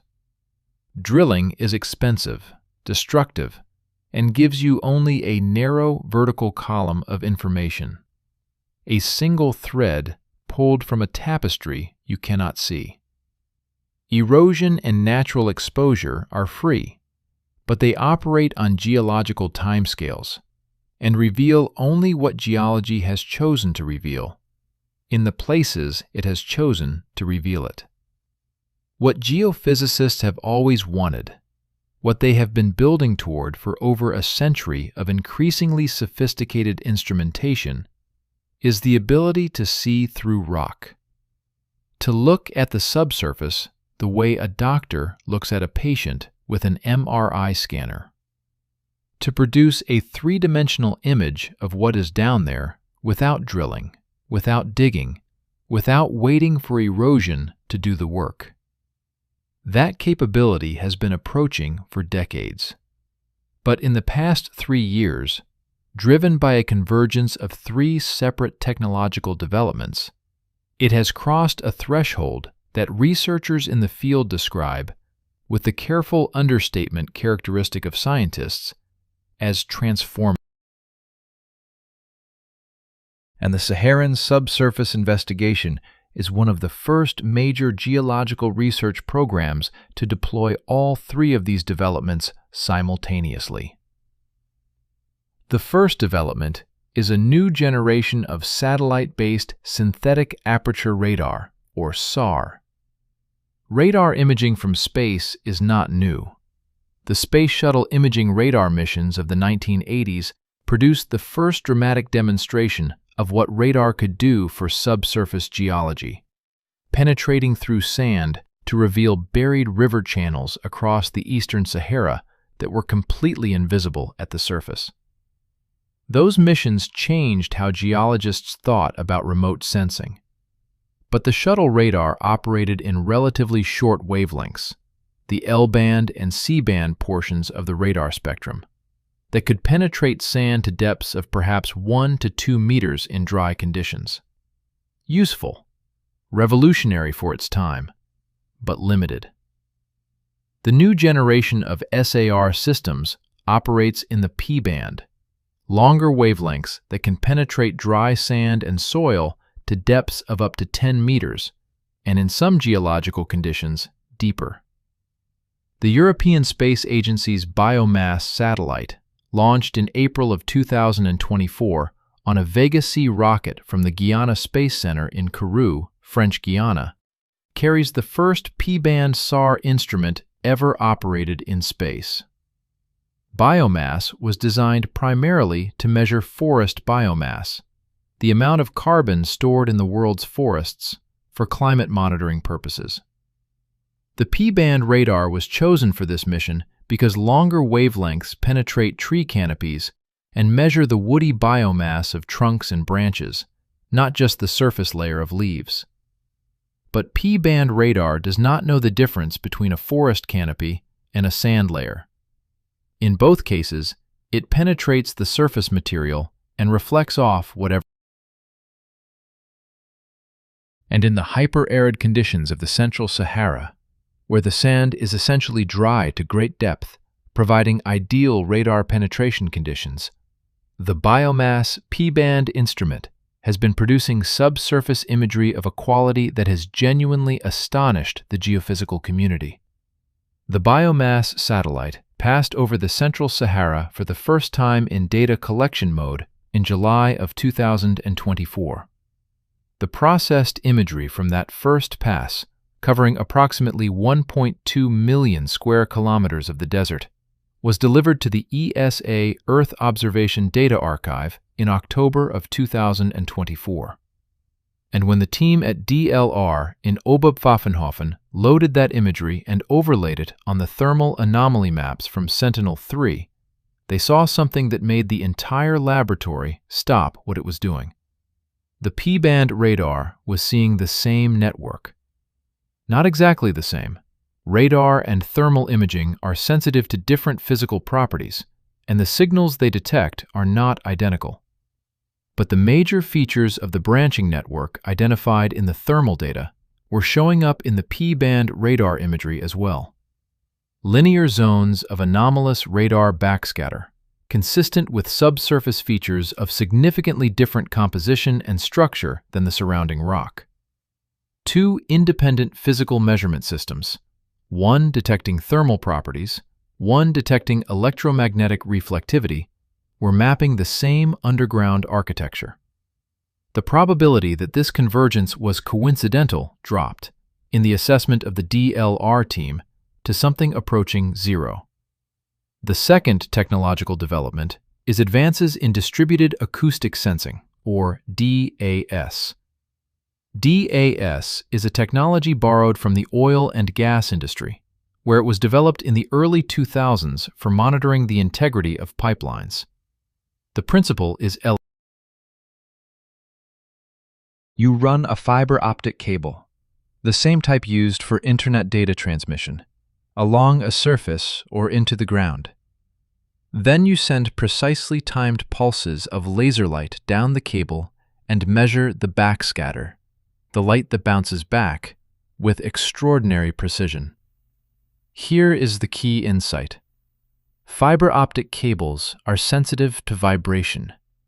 When the ground vibrates, from an earthquake, from a passing vehicle, from wind-driven surface waves, from any source of acoustic energy, the fiber bends microscopically. That microscopic bending changes the backscatter pattern of the laser light in measurable ways. By analyzing those changes along the entire length of the cable, you can turn the cable into a continuous line of thousands of virtual seismic sensors, each separated from the next by as little as 1 meter. A single fiber optic cable 1 kilometer long becomes the equivalent of 1,000 individual seismometers deployed simultaneously, recording continuously, at a cost a fraction of what 1,000 conventional seismometers would require. The implications for subsurface imaging are profound. Conventional seismic surveys of the kind used in oil exploration require placing individual sensors at specific locations, recording for specific periods, and then moving the sensors to new locations. DAS allows continuous, simultaneous monitoring along the entire cable length. It turns passive seismic monitoring from a sparse sampling exercise into a dense, continuous measurement. In November of 2024, a joint team from the British Geological Survey and the University of Edinburgh deployed a DAS system in the Gilf Kebir region, specifically laying 60 kilometers of fiber optic cable across the plateau surface above the primary thermal anomaly zone, in a grid pattern designed to maximize coverage of the area where the cave system had been found the previous year. The cable has been recording continuously since deployment. 14 months of passive seismic data, capturing every microtremor, every acoustic event, every subtle vibration that passes through the rock beneath the plateau. The analysis of that data set, which runs to hundreds of terabytes of raw data, is still ongoing. But preliminary results, presented by the BGS team at the European Geosciences Union General Assembly in Vienna in April of 2025, produced what the session chair described as one of the most discussed presentations of the entire conference. The DAS data was showing, with a clarity that conventional seismometers could never have achieved, the three-dimensional architecture of the void space beneath the plateau. Not inferring it, not modeling it, seeing it. Let me explain what I mean by that, because it requires understanding how passive seismic imaging works. The Earth is never completely still. Even in the most seismically quiet locations, the ground vibrates constantly, driven by ocean waves, atmospheric pressure changes, distant earthquakes, human activity, and dozens of other sources. This constant background vibration, called seismic ambient noise, travels through the Earth in waves. And those waves behave differently depending on the material they travel through. In solid rock, seismic waves travel fast. In fractured rock, they slow down. In a void, an empty space filled with air, they slow down dramatically, and a significant portion of their energy reflects back rather than transmitting through. By recording the ambient noise field across the entire DAS array simultaneously and using a mathematical technique called ambient noise tomography, researchers can essentially use the Earth's own background vibration as a scanning signal. They illuminate the subsurface with natural seismic energy, record how that energy is modified by what it passes through, and reconstruct an image of the subsurface from those modifications. The image that emerged from the first round of ambient noise tomography processing of the Gilf Kebir DAS data showed, at depths between 15 and 80 meters below the plateau surface, a network of low-velocity zones, regions where seismic waves were moving significantly slower than in the surrounding rock, and where partial reflection indicated the presence of interfaces between rock and open space. Those low-velocity zones traced, in 3 dimensions, a branching architecture, multiple levels, upper passages running relatively close to the surface, connecting downward through what appeared to be near-vertical shafts to a deeper level, where the largest void spaces were concentrated. The deepest features, at around 70 to 80 meters depth, showed the strongest seismic anomaly signatures, suggesting the largest open spaces. The BGS team estimated, based on the seismic velocity contrasts, that the largest void spaces at the deepest level had cross-sectional dimensions measured in the tens of meters. Not hundreds of meters, as some of the earlier thermal anomaly estimates had suggested. The earlier estimates had likely been affected by the thermal influence of the porous rock surrounding the voids, which expanded the apparent size of the anomaly beyond the actual void dimensions.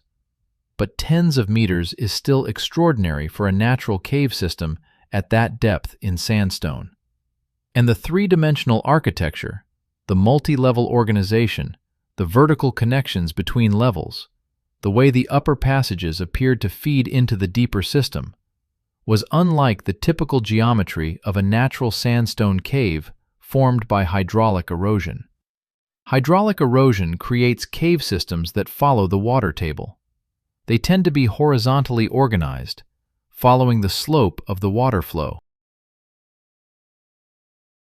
They do not typically develop multiple discrete levels connected by vertical passages unless there have been multiple distinct phases of water table lowering over geological time, which does happen, but tends to produce architectures that are irregular and identifiable as the product of that specific process.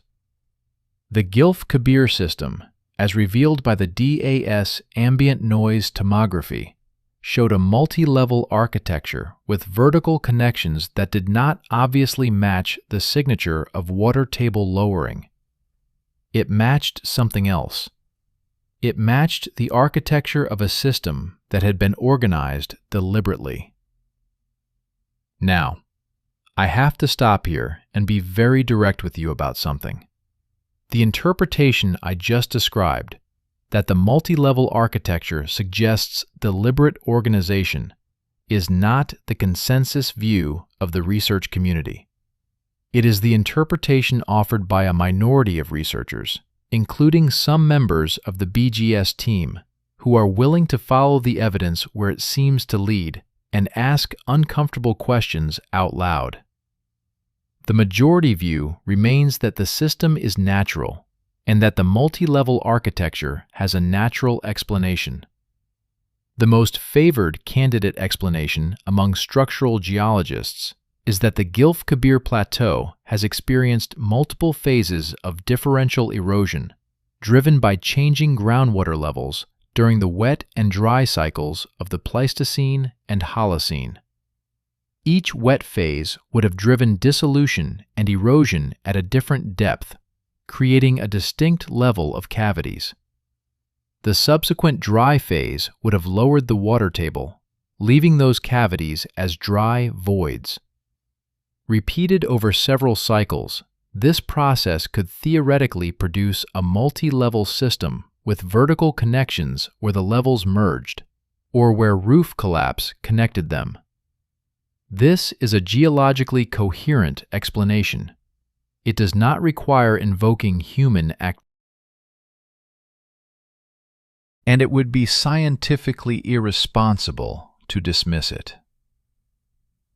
What the DAS data does not do, what no remote sensing technology, however sophisticated, can do, is definitively distinguish between a natural multi-level cave system and a natural cave system that has been modified by human activity. Both would produce broadly similar geophysical signatures. To answer that question, you have to go inside. You have to look with human eyes at the actual rock surfaces, the actual geometry of the passages, the actual physical evidence of how the space was formed and how it was used. Which brings us to the third technological development, the one that is making it possible to go inside spaces that no human being could previously reach.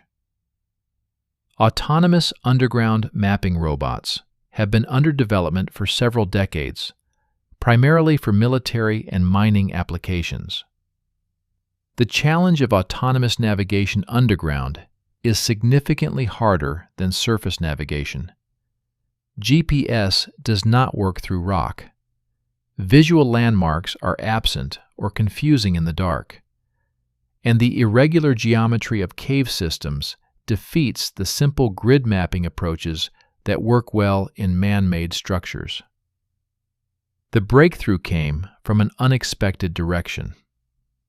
The DARPA Subterranean Challenge, a United States Defense Advanced Research Projects Agency competition that ran from 2017 to 2021, challenged robotics teams from universities and companies worldwide to develop autonomous systems capable of navigating, mapping, and locating objects in complex underground environments.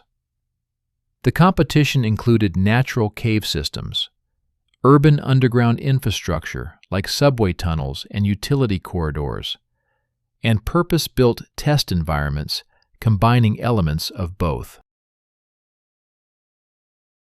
The teams that performed best in the DARPA Sub-T Challenge produced robots that combined multiple sensing modalities: LiDAR for three-dimensional spatial mapping, thermal cameras for heat detection, gas sensors for atmospheric monitoring, and communication systems capable of maintaining contact with surface operators even through hundreds of meters of rock. Critically, these robots were capable of autonomous navigation, making real-time decisions about which passages to explore, how to safely traverse uncertain terrain, and when to retreat if conditions became dangerous. The winning team from the 2021 DARPA Sub-T final event was a joint effort from Carnegie Mellon University and Oregon State University. Their robot system, called Cerberus, an acronym for Collaborative Exploration of Rough and Backfilled Environments with Robust Unified Systems, demonstrated autonomous navigation and mapping in cave environments of extraordinary complexity. After the competition ended, Cerberus and its successor systems were not put on a shelf. The technology was licensed, developed further, and adapted for scientific research applications. In December of 2024, a Cerberus-derived autonomous mapping system, modified specifically for hot desert cave environments by a team at the Swiss Federal Institute of Technology in Zurich, ETH Zurich, in partnership with the Egyptian Geological Survey, was deployed in the Gilf Kebir cave system. The robot entered the cave system through the same entrance that Khalil's team had used in early 2025. But where Khalil's team had stopped at the limits of rope access and personal safety, the robot kept going. Down the passages that the human team had flagged as too steep or too narrow, into the side branches that had been left unexplored, and ultimately guided by the DAS seismic map as a navigation template, toward the deep features at 70 to 80 meters depth that the ambient noise tomography had suggested were the largest void spaces in the system. The robot carried LiDAR sensors capable of mapping the geometry of passages to millimeter precision. It carried high-resolution cameras producing both standard visible light and infrared imagery. It carried atmospheric sensors monitoring temperature, humidity, carbon dioxide, radon, and half a dozen other parameters. And it carried a sample collection system capable of scraping milligram quantities of material from rock surfaces for later laboratory analysis. The first deployment lasted 11 hours. The robot traveled approximately 4.3 kilometers from the entrance, significantly further than any human had reached, before its battery systems reached the return threshold and it navigated itself back to the entrance. The data it brought back was processed over the following weeks at ETH Zurich. And what the data showed, when the three-dimensional point cloud generated by the LiDAR sensors was rendered and examined, was a cave system unlike anything previously documented in the geological literature for the Central Sahara. The passages at depth, at 60 to 80 meters below the plateau's surface, were not the narrow, irregular channels typical of sandstone dissolution caves. They were large. In the largest section mapped by the robot, the passage width reached 14 meters, and the ceiling height exceeded 8 meters. The floor was flat.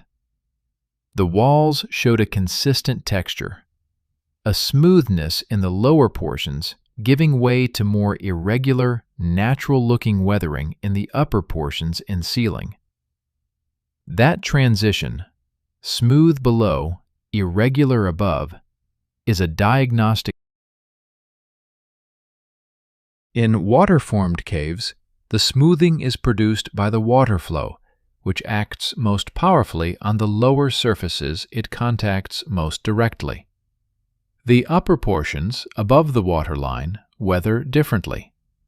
This pattern is well known in speleology, the scientific study of caves, and is called phreatic rounding in its most extreme form, where a tube-shaped passage is entirely smoothed by water flowing under pressure.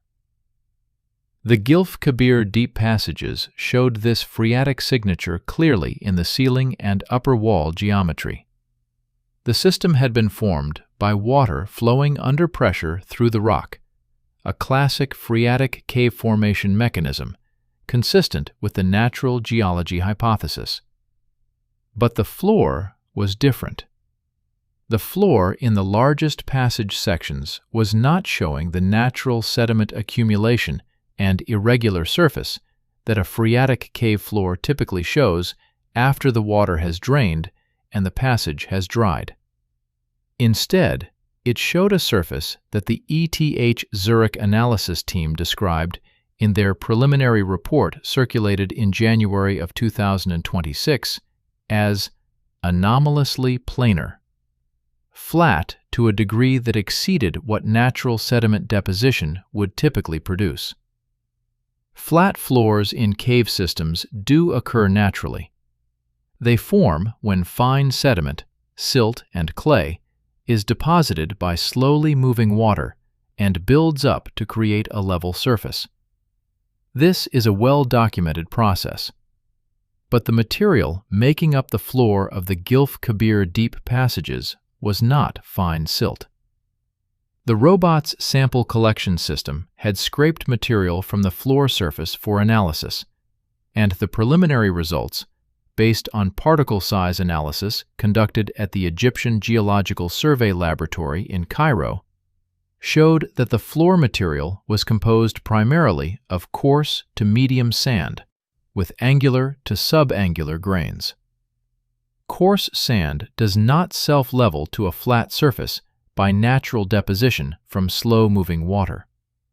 Slow-moving water deposits fine material. Coarse, angular sand produces irregular, hummocky surfaces.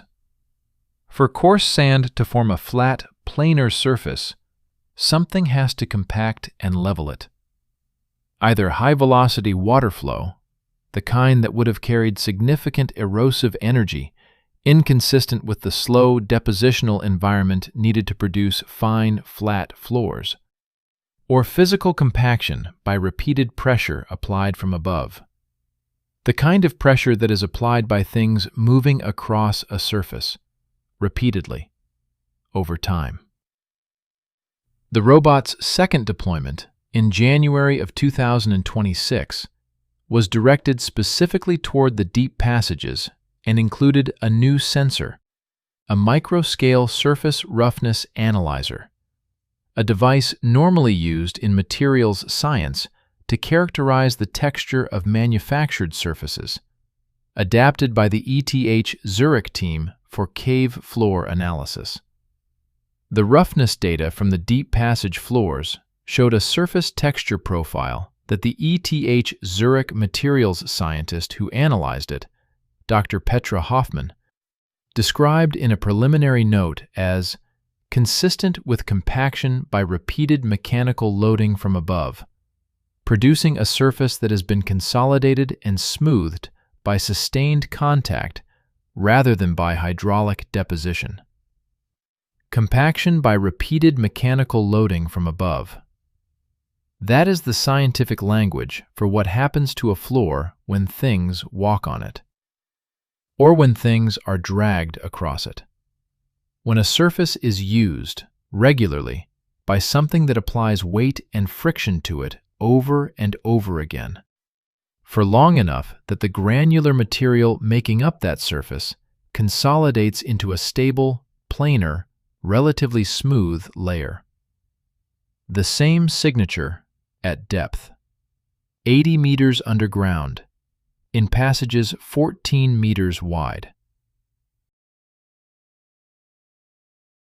Hoffmann was careful, emphatically careful, to note in her preliminary analysis that this interpretation was preliminary, that the sample sizes were small, that alternative explanations, including certain types of hydrodynamic compaction, could not yet be excluded, and that independent analysis of the floor material samples would be required before any conclusions could be drawn.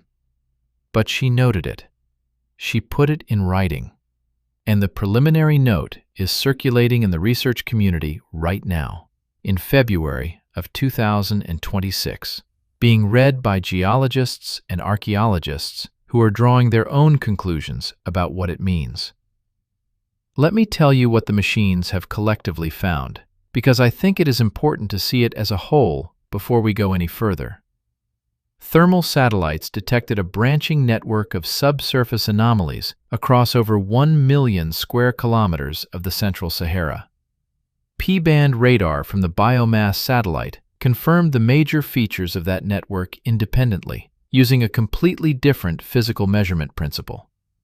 Ground-penetrating radar and direct field exploration in the Gilf Kebir found a real cave system consistent with the satellite anomalies.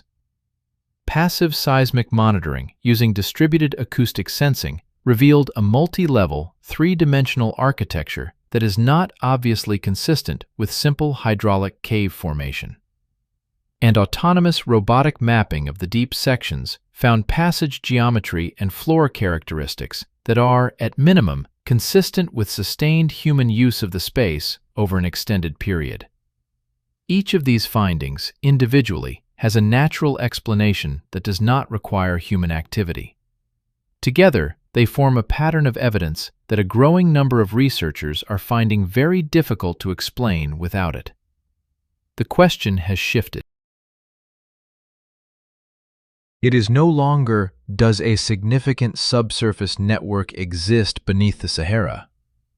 The machines have answered that question. It does. The question now is what that network is. What made it? Who or what used it? and whether, somewhere in its unexplored depths, there is evidence that will answer the question conclusively. That evidence, if it exists, is most likely to be found at a specific location that the robot's LiDAR mapping identified during its second deployment. A location that nobody had expected to find, in a section of the deep passage system that the DAS seismic data had suggested was a dead end. It was not a dead end.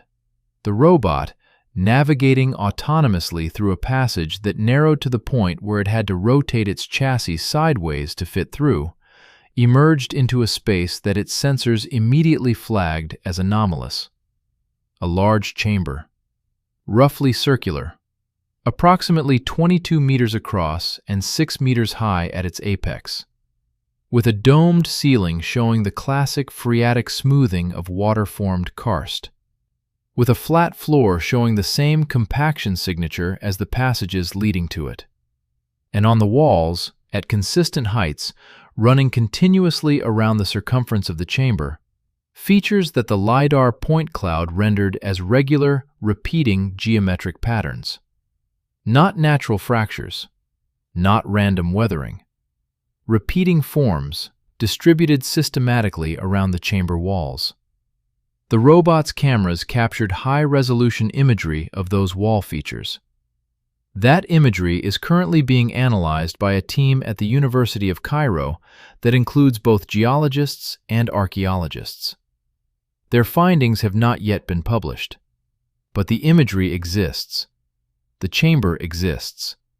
And the question of what those wall features are, natural geological formations of unusual regularity or something made by intelligent hands, is the question that the entire investigation is now converging. That question, and the scientific process that is trying to answer it, is the subject of the next chapter. The chamber and the argument. There is a moment in every major scientific investigation when the evidence stops being abstract and becomes undeniably, uncomfortably concrete.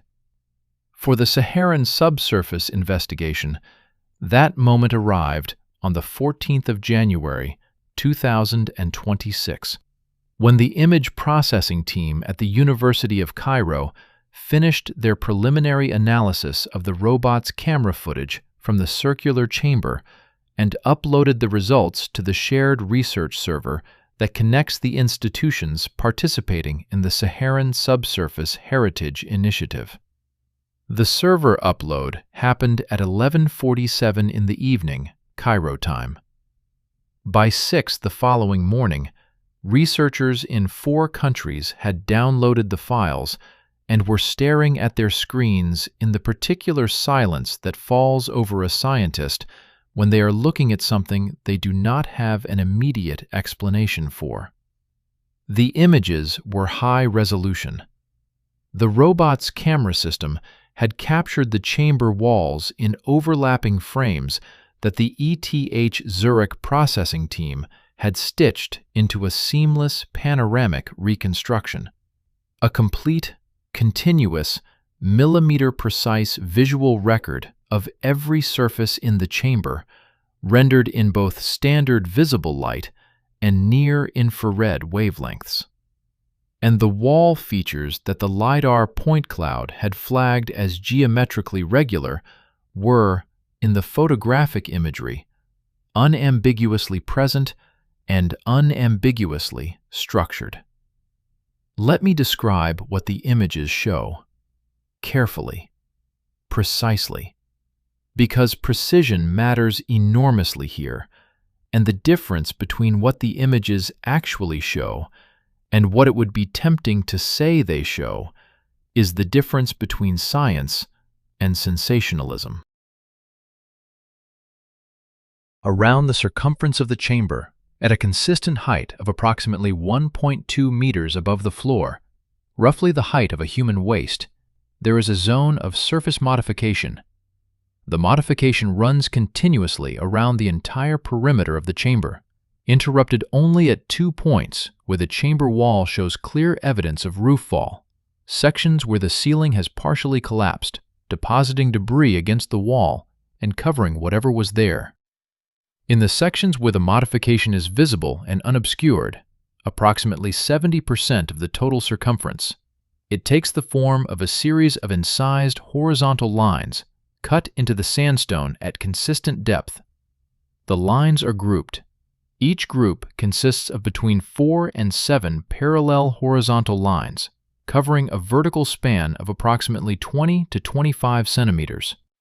The groups are separated from each other by unmodified rock spanning approximately 15 to 20 centimeters. The lines within each group are parallel to each other and to the floor, with a consistent spacing of approximately 3 to 4 centimeters between adjacent lines. The depth of the incisions, as measured by the LiDAR surface roughness analysis, is between 2 and 4 millimeters, shallow but clearly deliberate cuts rather than surface abrasion.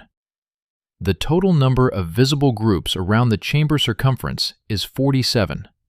The total number of individual lines counted across all visible groups is 263. Now, what are these features?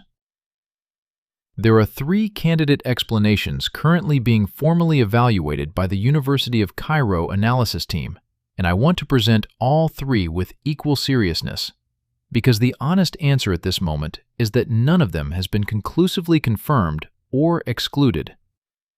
The first explanation is specifically a geological phenomenon called stylolite formation.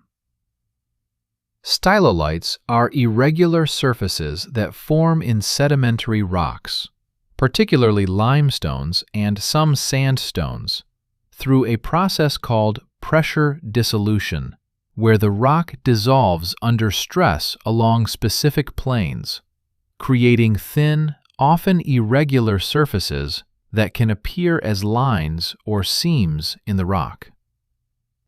In some geological conditions, stylolites can form in roughly parallel arrays, producing patterns that superficially resemble deliberate markings. The argument against the stylolite explanation is primarily geometric. Stylolites, even when they form in parallel arrays, are characteristically irregular at the millimeter scale. They have a jagged, sutured texture that is diagnostic of their formation mechanism. The features in the Gilf Kebir chamber, as resolved by the LiDAR surface analysis, show a smoothness in the incision profiles more consistent with mechanical cutting than with pressure dissolution.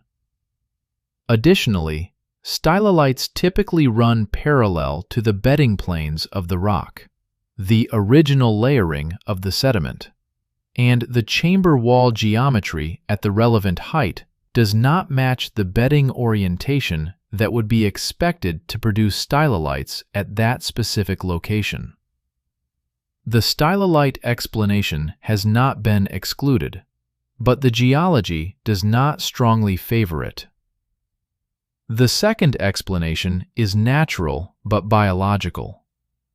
Certain organisms, specifically some species of marine boring mollusks, and in terrestrial cave environments, some species of beetles and other insects, create regular linear grooves in rock surfaces as part of their feeding or nesting behavior.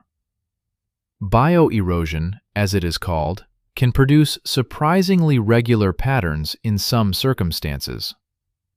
The argument against the bioerosion explanation is primarily one of scale and context. The incisions in the Gilf Kebir chamber are significantly larger and more deeply cut than any known bioerosion features in sandstone cave environments.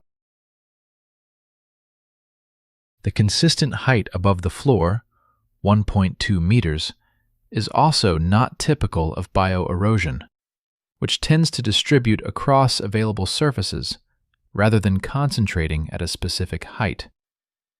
and the grouping structure, consistent numbers of lines per group, consistent spacing between groups, is not a pattern associated with any known bioerosion mechanism. The bioerosion explanation is considered unlikely by the majority of the analysis team, but it has not been formally excluded, pending examination of the incision profiles at higher magnification. The third explanation is human. Deliberate incisions made by human beings using stone tools or other hard implements, creating a systematic pattern of marks for a purpose that remains unknown.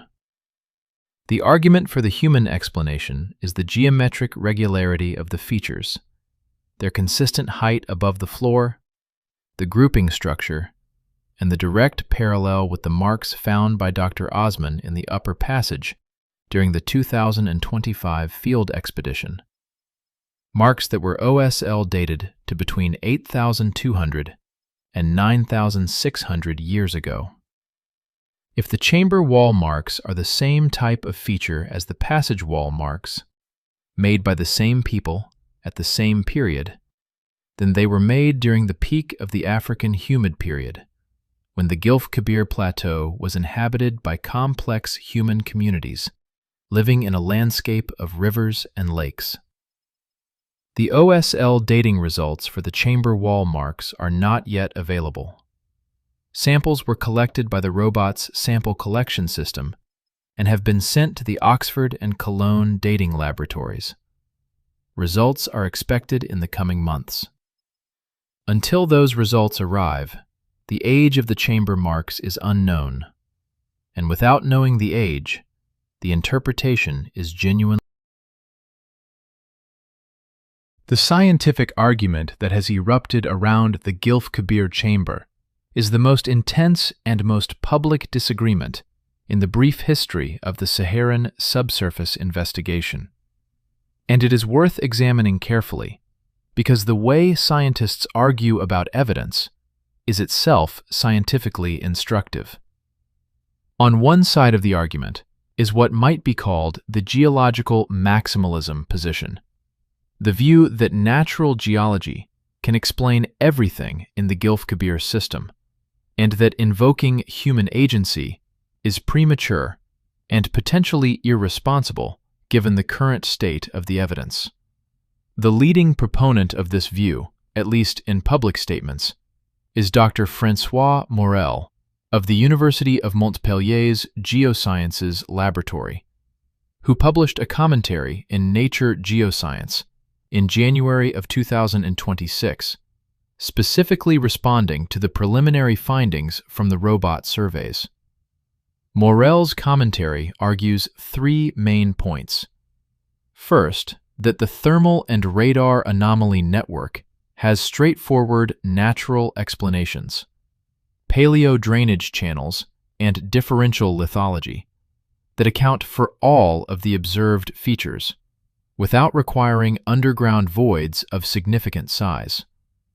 Second, that the Gilf Kebir cave system, while real and geologically interesting, is a natural phreatic cave consistent with known speleological processes in sandstone terrain.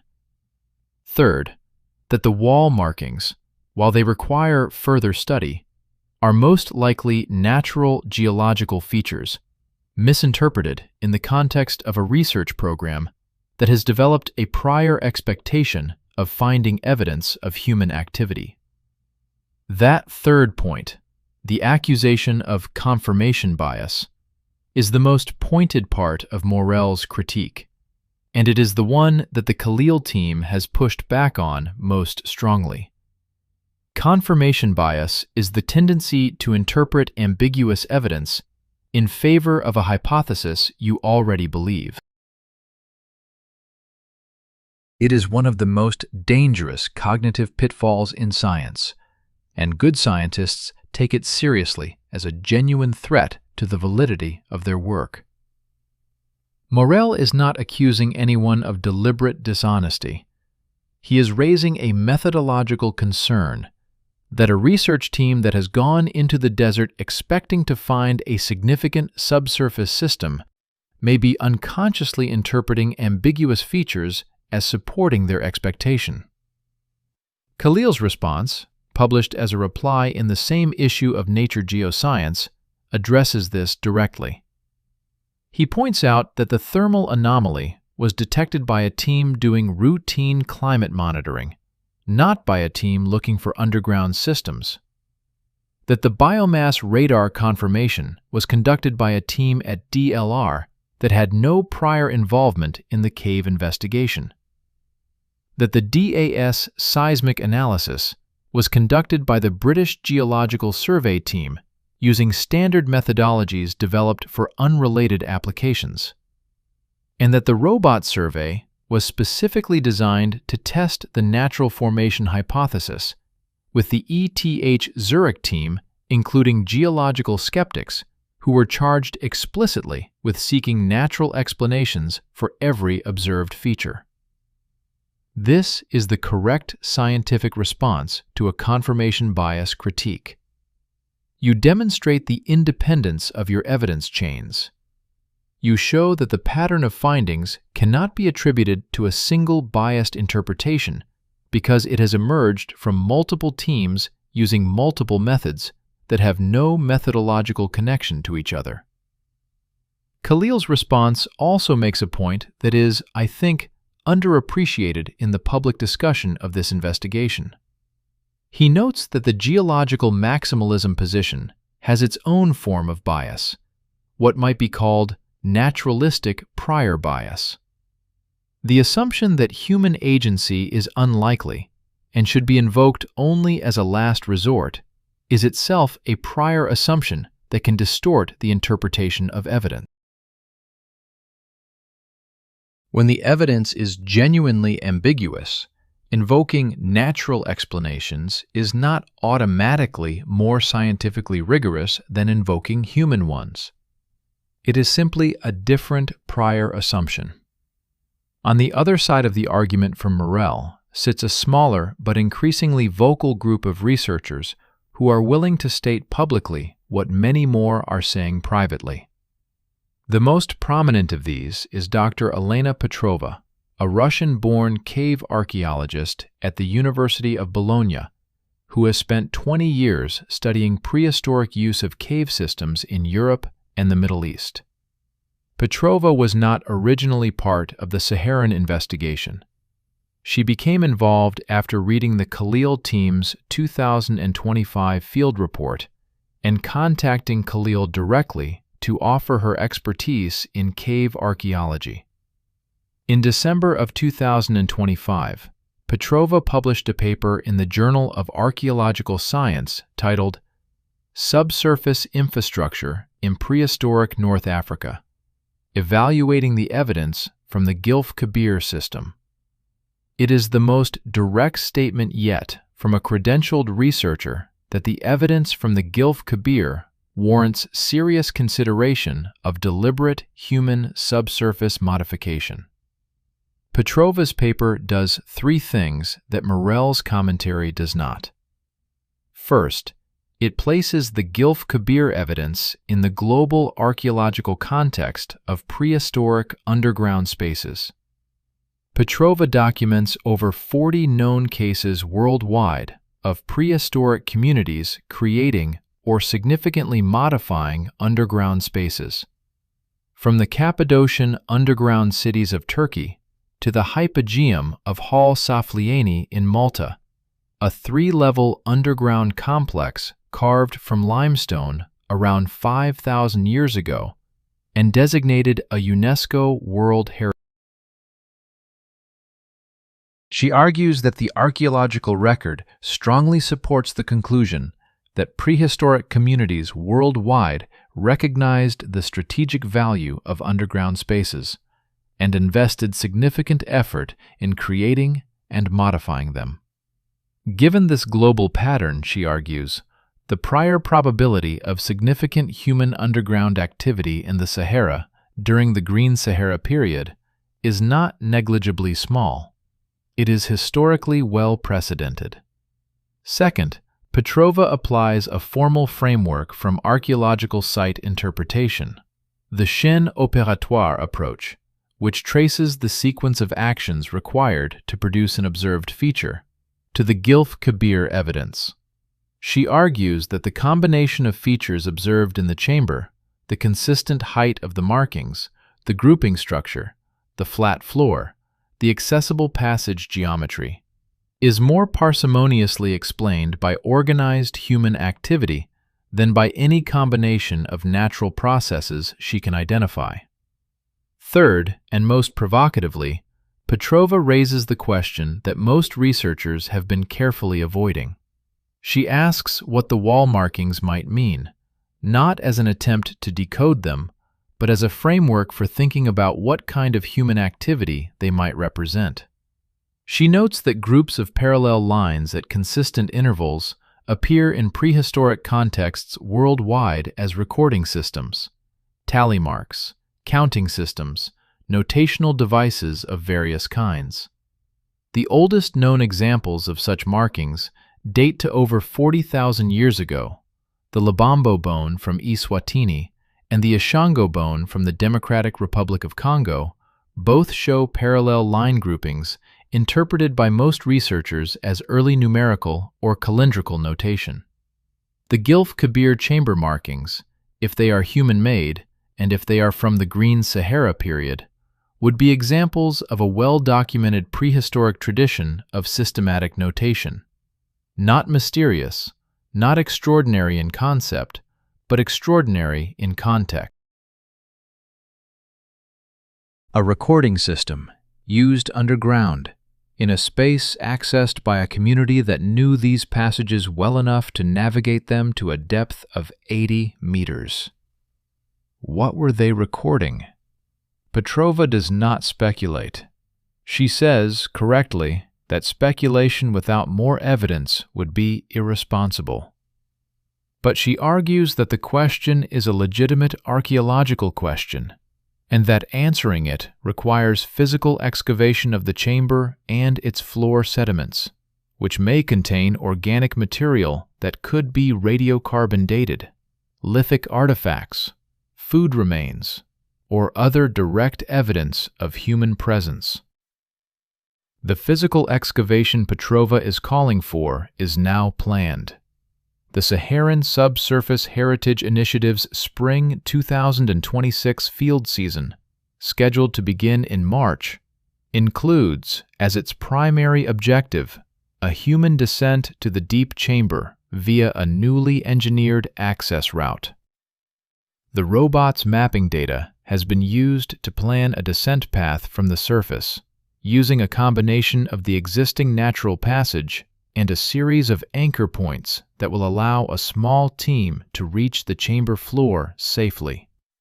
The team planned for that descent includes Khalil and Osman from Cairo, Whitfield from the British Geological Survey, Petrova from Bologna, and a specialist cave archaeologist from the French National Center for Scientific Research, CNRS, named Dr. Marc Delacroix, who has conducted excavations in prehistoric cave sites across France, Spain, and Lebanon. The descent will be documented by Ramadan's film team, which has now been formally incorporated into the research program as the official documentation unit of the Saharan Subsurface Heritage Initiative, with footage to be made available to both the scientific community and the public. The objectives of the descent are specific and methodologically rigorous. The team will conduct a systematic visual and physical examination of the chamber wall markings, collecting additional samples for dating analysis and examining the incision profiles at a resolution that the robot's cameras could not achieve.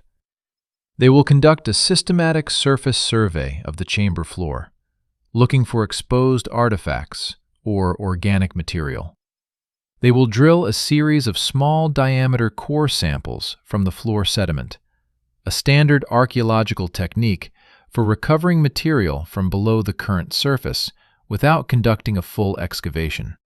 to look for datable organic material at depth. And they will document the 2 passages leading out of the chamber that the robot identified but did not fully explore. Passages that trend in directions consistent with the continuation of the deep level of the system toward the next major anomaly zone in the satellite data, approximately 30 kilometers to the northeast. 30 kilometers to the northeast, toward Libya, toward the next section of the network. While the physical investigation prepares for its spring season, the remote sensing analysis is not standing still.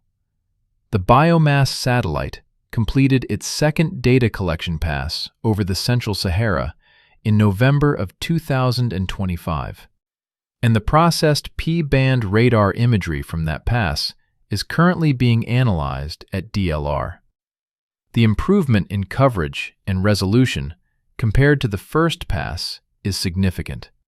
The algorithms have been refined based on what was learned from the first dataset, and the new imagery is expected to extend the subsurface mapping to regions that the first pass covered incompletely.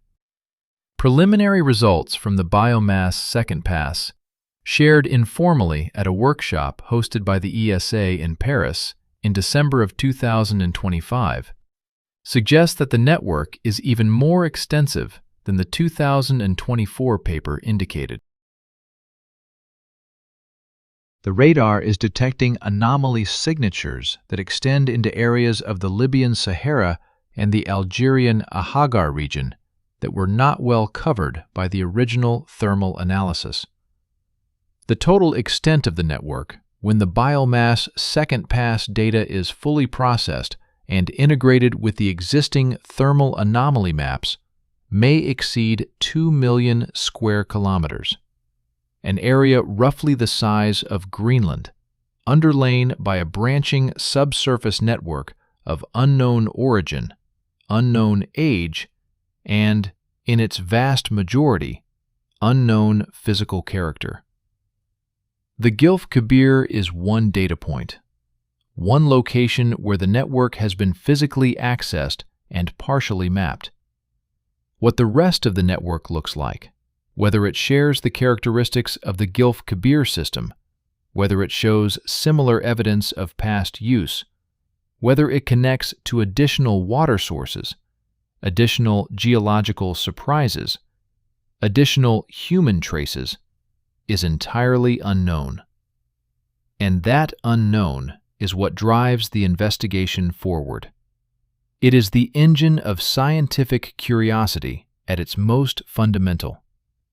The awareness that you are looking at the edge of something much larger than what you can currently see, and that the next expedition, the next data pass, the next descent into the dark might reveal something that changes the picture completely. There is one more finding from the current state of the investigation that I have saved for the end of this chapter, because it is the most unexpected and, in some ways, the most significant of all the results so far. Not because it answers any of the open questions, but because it opens a new one that nobody had anticipated. The DAS fiber optic array deployed across the Gilf Kebir Plateau has been recording continuously since November of 2024. 14 months of passive seismic. The primary purpose of this data, as I described earlier, is ambient noise tomography, using the Earth's background vibration to image the subsurface. But the array is sensitive to more than background ambient noise. It records everything, every vibration that passes through the rock beneath it. In June of 2025, during a routine review of the raw DAS data at the University of Edinburgh Seismology Laboratory, a graduate student named Aisha Mwangi noticed something unexpected in the dataset.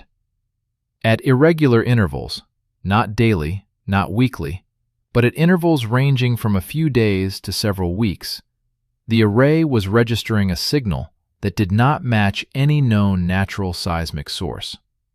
It was not an earthquake. The frequency content was wrong for an earthquake, and the arrival pattern across the array did not match the expected behavior of seismic waves from a distant source. It was not wind or surface weather. Atmospheric effects produce characteristic signatures in DAS data that are well understood, and this signal did not match them. It was not human activity on the surface. The nearest human settlement to the array location is over 200 kilometers away, and the signal was too small and too deep to be surface traffic. The signal appeared to be coming from below, from inside the rock, from approximately the depth range occupied by the deep cave system. It was periodic in a subtle way, not a regular clock-like periodicity, but a statistical tendency to occur at certain phases of the lunar tidal cycle. The Earth's solid crust flexes slightly in response to the gravitational pull of the Moon. The same force that drives ocean tides also produces tidal deformation of the solid Earth, measurable by sensitive instruments. At certain phases of that tidal cycle, when the tidal stress in the rock is at specific orientations, the Gilf Kebir deep system appears to emit a seismic. The most straightforward physical explanation for this, offered by the Edinburgh seismology team in a brief note circulated in September of 2025, is that the tidal flexing of the rock is causing micro-fracturing events at the boundaries of the void spaces. When a cavity exists in rock, and that rock is periodically stressed by tidal forces, the cavity walls can slip microscopically, generating tiny seismic events, a phenomenon called induced seismicity, well documented in other geological contexts. This is a natural explanation, and it may well be the correct one. But the Edinburgh note also acknowledges, carefully, that the signal characteristics, particularly the frequency content and the way the signal propagates through the array, are not a perfect match for the induced seismicity model. There are aspects of the signal that the model does not fully account for. What those aspects represent is currently unknown. Mwangi is now the lead author on a paper analyzing the anomalous signals, expected to be submitted to geophysical research letters in the first quarter of 2026. Whatever her analysis concludes, it will add another layer to an investigation that has already accumulated more layers than anyone anticipated when a routine thermal analysis of the African continent flagged an anomaly that should not have been there. The Gilf Kebir chamber is waiting. 80 meters underground, in the dark, with its flat floor and its marked walls and its two unexplored passages leading northeast. The spring expedition is 6 weeks away, and in the final chapter of this investigation, we are going to step back from the specific findings and ask the largest question. What does it mean for our understanding of human history, for our understanding of the Earth's water systems, for our understanding of what lies beneath the greatest desert on the planet, if even the most conservative interpretation of this evidence turns out to be correct? The answer is more profound and more immediately practical than you might expect. What lies beneath? Let us begin the final chapter of this investigation with a thought experiment. Imagine you are standing at the edge of the Sahara, not in the middle of it, at the edge, where the desert meets the inhabited world, where the sand gives way to scrubland, and the scrubland gives way to farmland, and the farmland gives way to cities, where hundreds of millions of people live their daily lives in one of the most water-stressed regions on Earth. Libya, Algeria, Egypt, Sudan, Chad, Niger, Mali. Countries where freshwater scarcity is not an abstract policy concern, but a daily physical reality. Countries where aquifer depletion is already measurable, already accelerating, already beginning to produce the kind of agricultural failures and population pressures that drive conflict and displacement. Now imagine that beneath the desert at your feet, beneath the sand and the rock and the heat, there is a network, a branching, connected, potentially vast network of underground spaces, threading through the rock across millions of square kilometers, linking the great fossil water reserves of the Nubian and northwestern Saharan aquifer systems in ways that nobody has yet mapped or understood. A network that, if properly mapped and understood, could tell you where the water moves, how fast, through which pathways, where it is most accessible, where drilling is most likely to find it, where extraction in one location might affect water availability in another location 500 kilometers away. A connection invisible at the surface, but real and consequential underground. That is not a thought experiment. That is the actual situation. And understanding it is not merely scientifically interesting. It is, potentially, one of the most important applied geoscience challenges of the coming decades. The humanitarian dimension of the Saharan subsurface investigation is one that the research community has been careful not to oversell. Because the gap between "we have detected an anomalous subsurface network from space" and "we can now solve the water crisis of North Africa" is vast, and crossing it will require decades of work, enormous investment, and international cooperation on a scale that has historically been extremely difficult to achieve in the region. But the foundation of that work is exactly what the current investigation is building. And the scientists involved are explicit about this connection between the pure scientific puzzle and the applied humanitarian stakes. Dr. Whitfield of the British Geological Survey, in an interview with the BBC Science Hour broadcast in November of 2025, made the point directly. He said, and I am paraphrasing his words here, that every major aquifer system on Earth that has been successfully managed for sustainable, long-term extraction has required, as its scientific foundation, a detailed understanding of the subsurface architecture through which the water moves. The Saharan aquifer systems are among the largest on Earth and among the least understood in terms of their internal architecture. The thermal anomaly network, whatever its ultimate explanation, is pointing toward structural features of the subsurface that are directly relevant to understanding how those water systems function. That is the measured, careful statement of a British geophysicist who does not want to overstate his case. What it means in practice is this. If the branching network detected by the satellites is real, and at this point its reality is not seriously in doubt, then it represents a previously unknown element of the Saharan water system's plumbing. An element that could, once mapped and characterized, fundamentally improve our ability to model how the aquifers behave, how they are connected, and how they might be managed.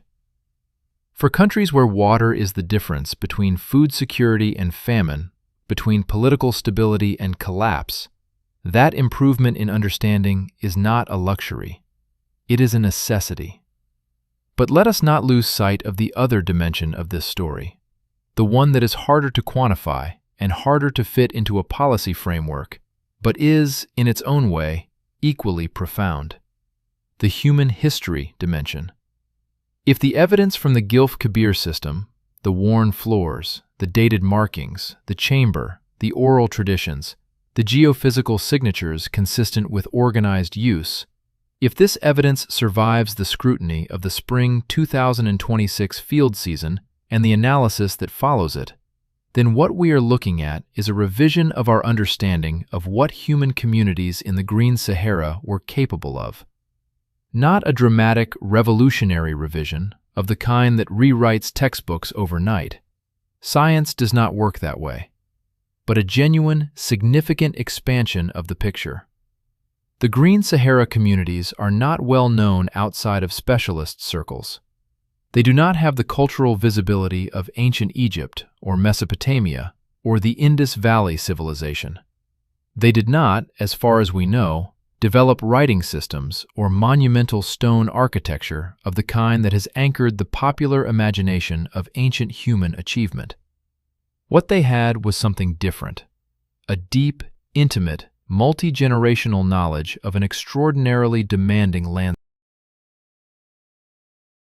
The kind of knowledge that allows a community not just to survive in a desert environment, even a temporarily wetter one, but to thrive in it, to understand it, to use its resources in sophisticated and systematic ways.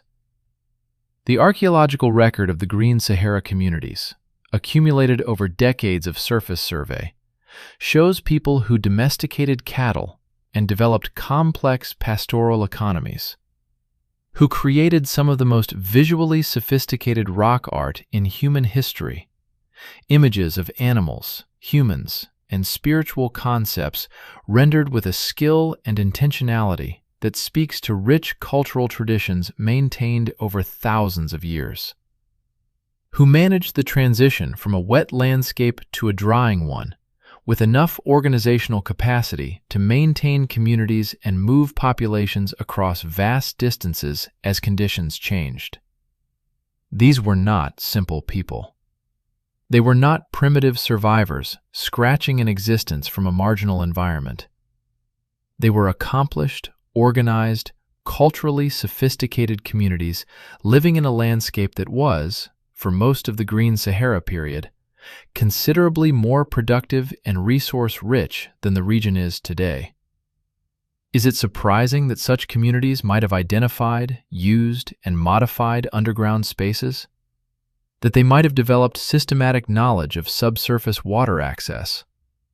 That they might have created navigational systems, oral, notational, or both, for moving through underground environments that offered shelter, water, and safe passage across a landscape that was already, even in its wetter phases, subject to brutal heat and dangerous surface conditions. Put in those terms, the idea is not extraordinary at all.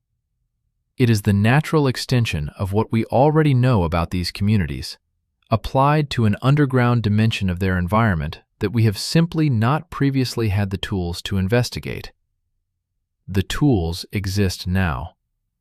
The convergence of satellite thermal imaging, P-band synthetic aperture radar, distributed acoustic sensing, and autonomous robotic mapping has created, for the first time in the history of geoscience, a genuine capability to see through the surface of the Sahara and examine what is beneath it. Not perfectly, not completely, not without ambiguity, but with a resolution and a spatial coverage that was genuinely impossible even 10 years ago. And what those tools are revealing is that the Sahara's surface, the vast, featureless, apparently empty landscape that has defined the popular imagination of the desert for generations, is a ceiling above a hidden world that has been there all along, waiting for instruments sensitive enough to detect it and curious enough scientists to look. The question of what that hidden world contains is still open. It will remain open for years, probably for decades.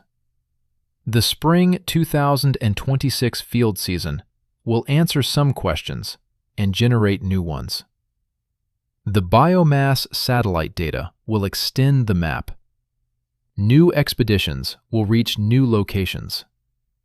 The seismic array will continue listening. The dating laboratories will process their samples and return results that will either support or challenge the current interpretations. This is how science works. Not in dramatic revelations, but in the steady accumulation of evidence, the careful testing of hypotheses, the gradual convergence of multiple independent lines of investigation towards something approaching consensus. But there are moments in that process when you can feel the convergence happening, when you can sense that the evidence is pointing somewhere, even if the destination is not yet fully visible. This investigation is at one of those moments. Let me summarize, as clearly and honestly as I can, what is currently known, what is currently unknown, and what the realistic prospects are for answering the open question. What is known beyond reasonable scientific doubt? A large-scale branching network of subsurface anomalies exists across more than 1 million square kilometers of the Central Sahara, detectable by multiple independent satellite sensing systems. At least one physical cave system in the Gilf Kebir plateau of Egypt is consistent with the satellite anomaly data and has been directly accessed and partially mapped. That cave system shows features, floor characteristics, passage geometry, a multi-level architecture, and wall markings that are inconsistent with simple natural formation processes and warrant serious archaeological investigation. Human beings were present inside at least the upper levels of the system during the Green Sahara period, between 8,000 and 10,000 years ago. The deep levels of the system contain features that have not yet been physically examined by human investigators. What is currently unknown: whether the cave system was modified by human activity and to what extent, whether the deep chamber markings are natural or human-made, what relationship, if any, exists between the Gilf Kebir system and the broader satellite anomaly network, whether other locations in the network contain similar systems, what the anomalous seismic signals recorded by the DAS array represent, whether the oral traditions of Saharan communities are preserving genuine geographical memory of prehistoric underground use, what the realistic prospects are. The spring 2026 field season will provide critical new data on the deep chamber, dating results for the wall markings, floor sediment cores potentially containing datable organic material, and physical examination of the chamber features at human-scale resolution. These results will either significantly strengthen or significantly weaken the case for deliberate human modification. The biomass second-pass data, when fully processed, will extend the anomaly map and potentially identify new target sites for investigation. The DAS seismic array will continue accumulating data that may resolve the question of the anomalous signals, and the peer review process for the Okafor bin Salem ethnographic paper and for Mwangi's seismic analysis paper will subject those findings to the critical scrutiny that is the essential quality control mechanism of science. None of these processes will produce final, definitive answers quickly. Science does not produce final, definitive answers quickly. But the trajectory of the evidence and the quality of the tools now being applied to the investigation suggest that within the next 2 to 3 years, we will know substantially more than we do today. Enough, very likely, to move the scientific conversation from "is there something significant here?" to "what exactly is it?" There is a philosophical dimension to this story that I want to address directly, because I think it is easy to miss it in the excitement of the specific findings. The Sahara is the world's largest hot desert. It covers nearly 1/3 of the African continent.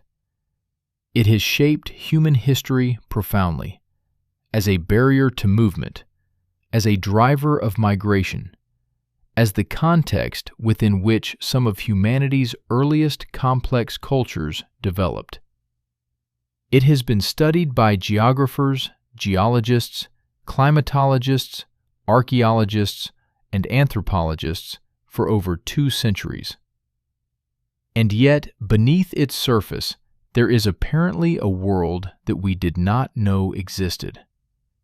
A world revealed not by a dramatic single discovery, but by the patient, methodical application of increasingly powerful scientific. A world that has been there all along, visible in hindsight, in the oral traditions of the people who have lived at the desert's edge for millennia, in the anomalous readings of instruments pointed at it from space, in the cave passages that al-Rashidi walked past dozens of times without looking for the shadow in the wrong place. This is not unique to the Sahara. It is the general condition of human knowledge about the Earth. We have been living on this planet for hundreds of thousands of years, studying it intensively with scientific tools for a few hundred, and we are still discovering that it contains things we did not know about. Vast underground water systems, buried river networks, cave systems of unexpected scale, geological architectures of previously unknown complexity. Every time we develop a new tool sensitive enough to see something we could not see before, we discover that the world is larger and more structured and more interesting than we previously understood. Every time, without exception.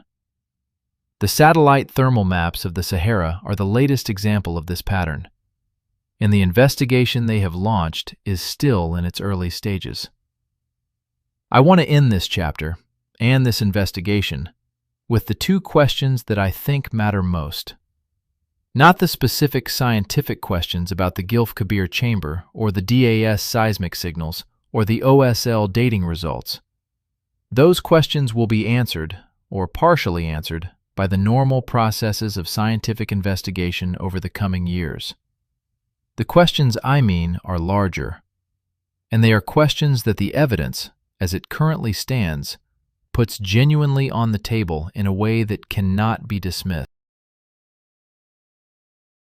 The first question is this: how much of what we think we know about the capabilities and activities of prehistoric human communities is limited by the fact that we have only been able to study their surface traces? The Saharan thermal anomaly investigation is, at its core, a story about the limits of surface archaeology. For over a century, our understanding of green Sahara cultures has been built from what survives on the surface: the rock art, the stone tools, the hearth sites, the animal bones.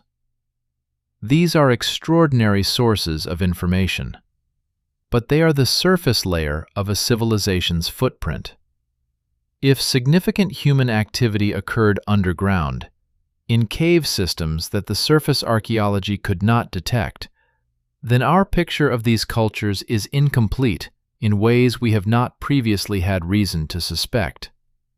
Not wrong necessarily, but incomplete. Missing a dimension. And if the Sahara's underground dimension turns out to contain evidence of sophisticated, organized, sustained human activity, then the implication extends beyond the Sahara. It suggests that in other desert regions, the Arabian Peninsula, the Gobi, the Australian interior, the Atacama, where large-scale subsurface investigation has not been conducted with the new generation of satellite tools, there may be similar dimensions of human prehistory waiting to be discovered. The subsurface may be the next major frontier of human prehistory. Not the deep ocean, not outer space, but the rock beneath our feet. The dark, stable, preserving underground, where organic materials survive and human traces persist long after the surface has been swept clean by time and weather and change. The second question is the one that I suspect many of you have been sitting with throughout this entire investigation. The question that the evidence does not answer, but that the evidence makes it impossible not to ask.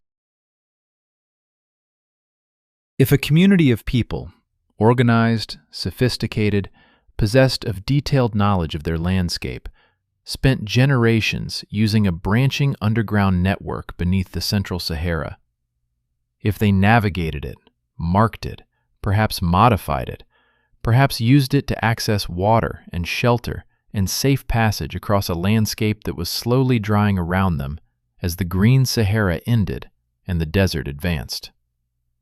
What did they know about it that we do not? What was in the deep passages that they reached and we have not? What did those 263 lines on the chamber walls record?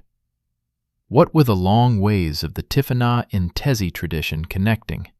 And why was that knowledge important enough to transmit for thousands of years through generations of people who had never seen the passages themselves? We do not know. And the honest scientific answer is that we may never know completely. The evidence may be too fragmentary, too ambiguous, too degraded by time to permit confident interpretation. The past is always partially inaccessible. That is one of the fundamental conditions of archaeology. But the spring of 2026 is coming. The team is preparing. The ropes and the sensors and the cameras and the expertise are being assembled. And in a few weeks, human beings will descend 80 meters beneath the surface of the world's greatest desert and stand in a chamber that may or may not have been used by people who lived there 10,000 years ago. And whatever they find, whatever the flat floor and the marked walls and the two unexplored passages beyond tell them, will be one more step in the long, patient, occasionally astonishing process of learning what the Earth has been hiding. The satellite saw something it should not have seen. A signal where there should have been silence. A pattern where there should have been noise. That is how science always begins. Not with a dramatic announcement, with an anomaly. With a signal that someone stubborn enough and curious enough refused to explain away. The branching network is down there. The chamber is waiting. The passages lead northeast, toward Libya, toward the rest of the network, toward whatever the rest of this story contains. We are just beginning to find out what that is. If this investigation raises questions for you about the Green Sahara, about prehistoric human capabilities, about the geology of the Saharan aquifer systems, about the science of remote sensing, leave them in the comments.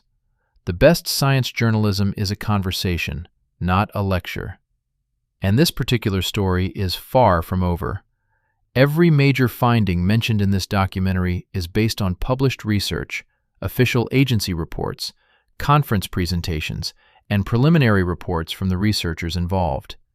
The investigation is ongoing. New results will emerge. When they do, we will be back. Geology of the Saharan aquifer systems, about the science of remote sensing.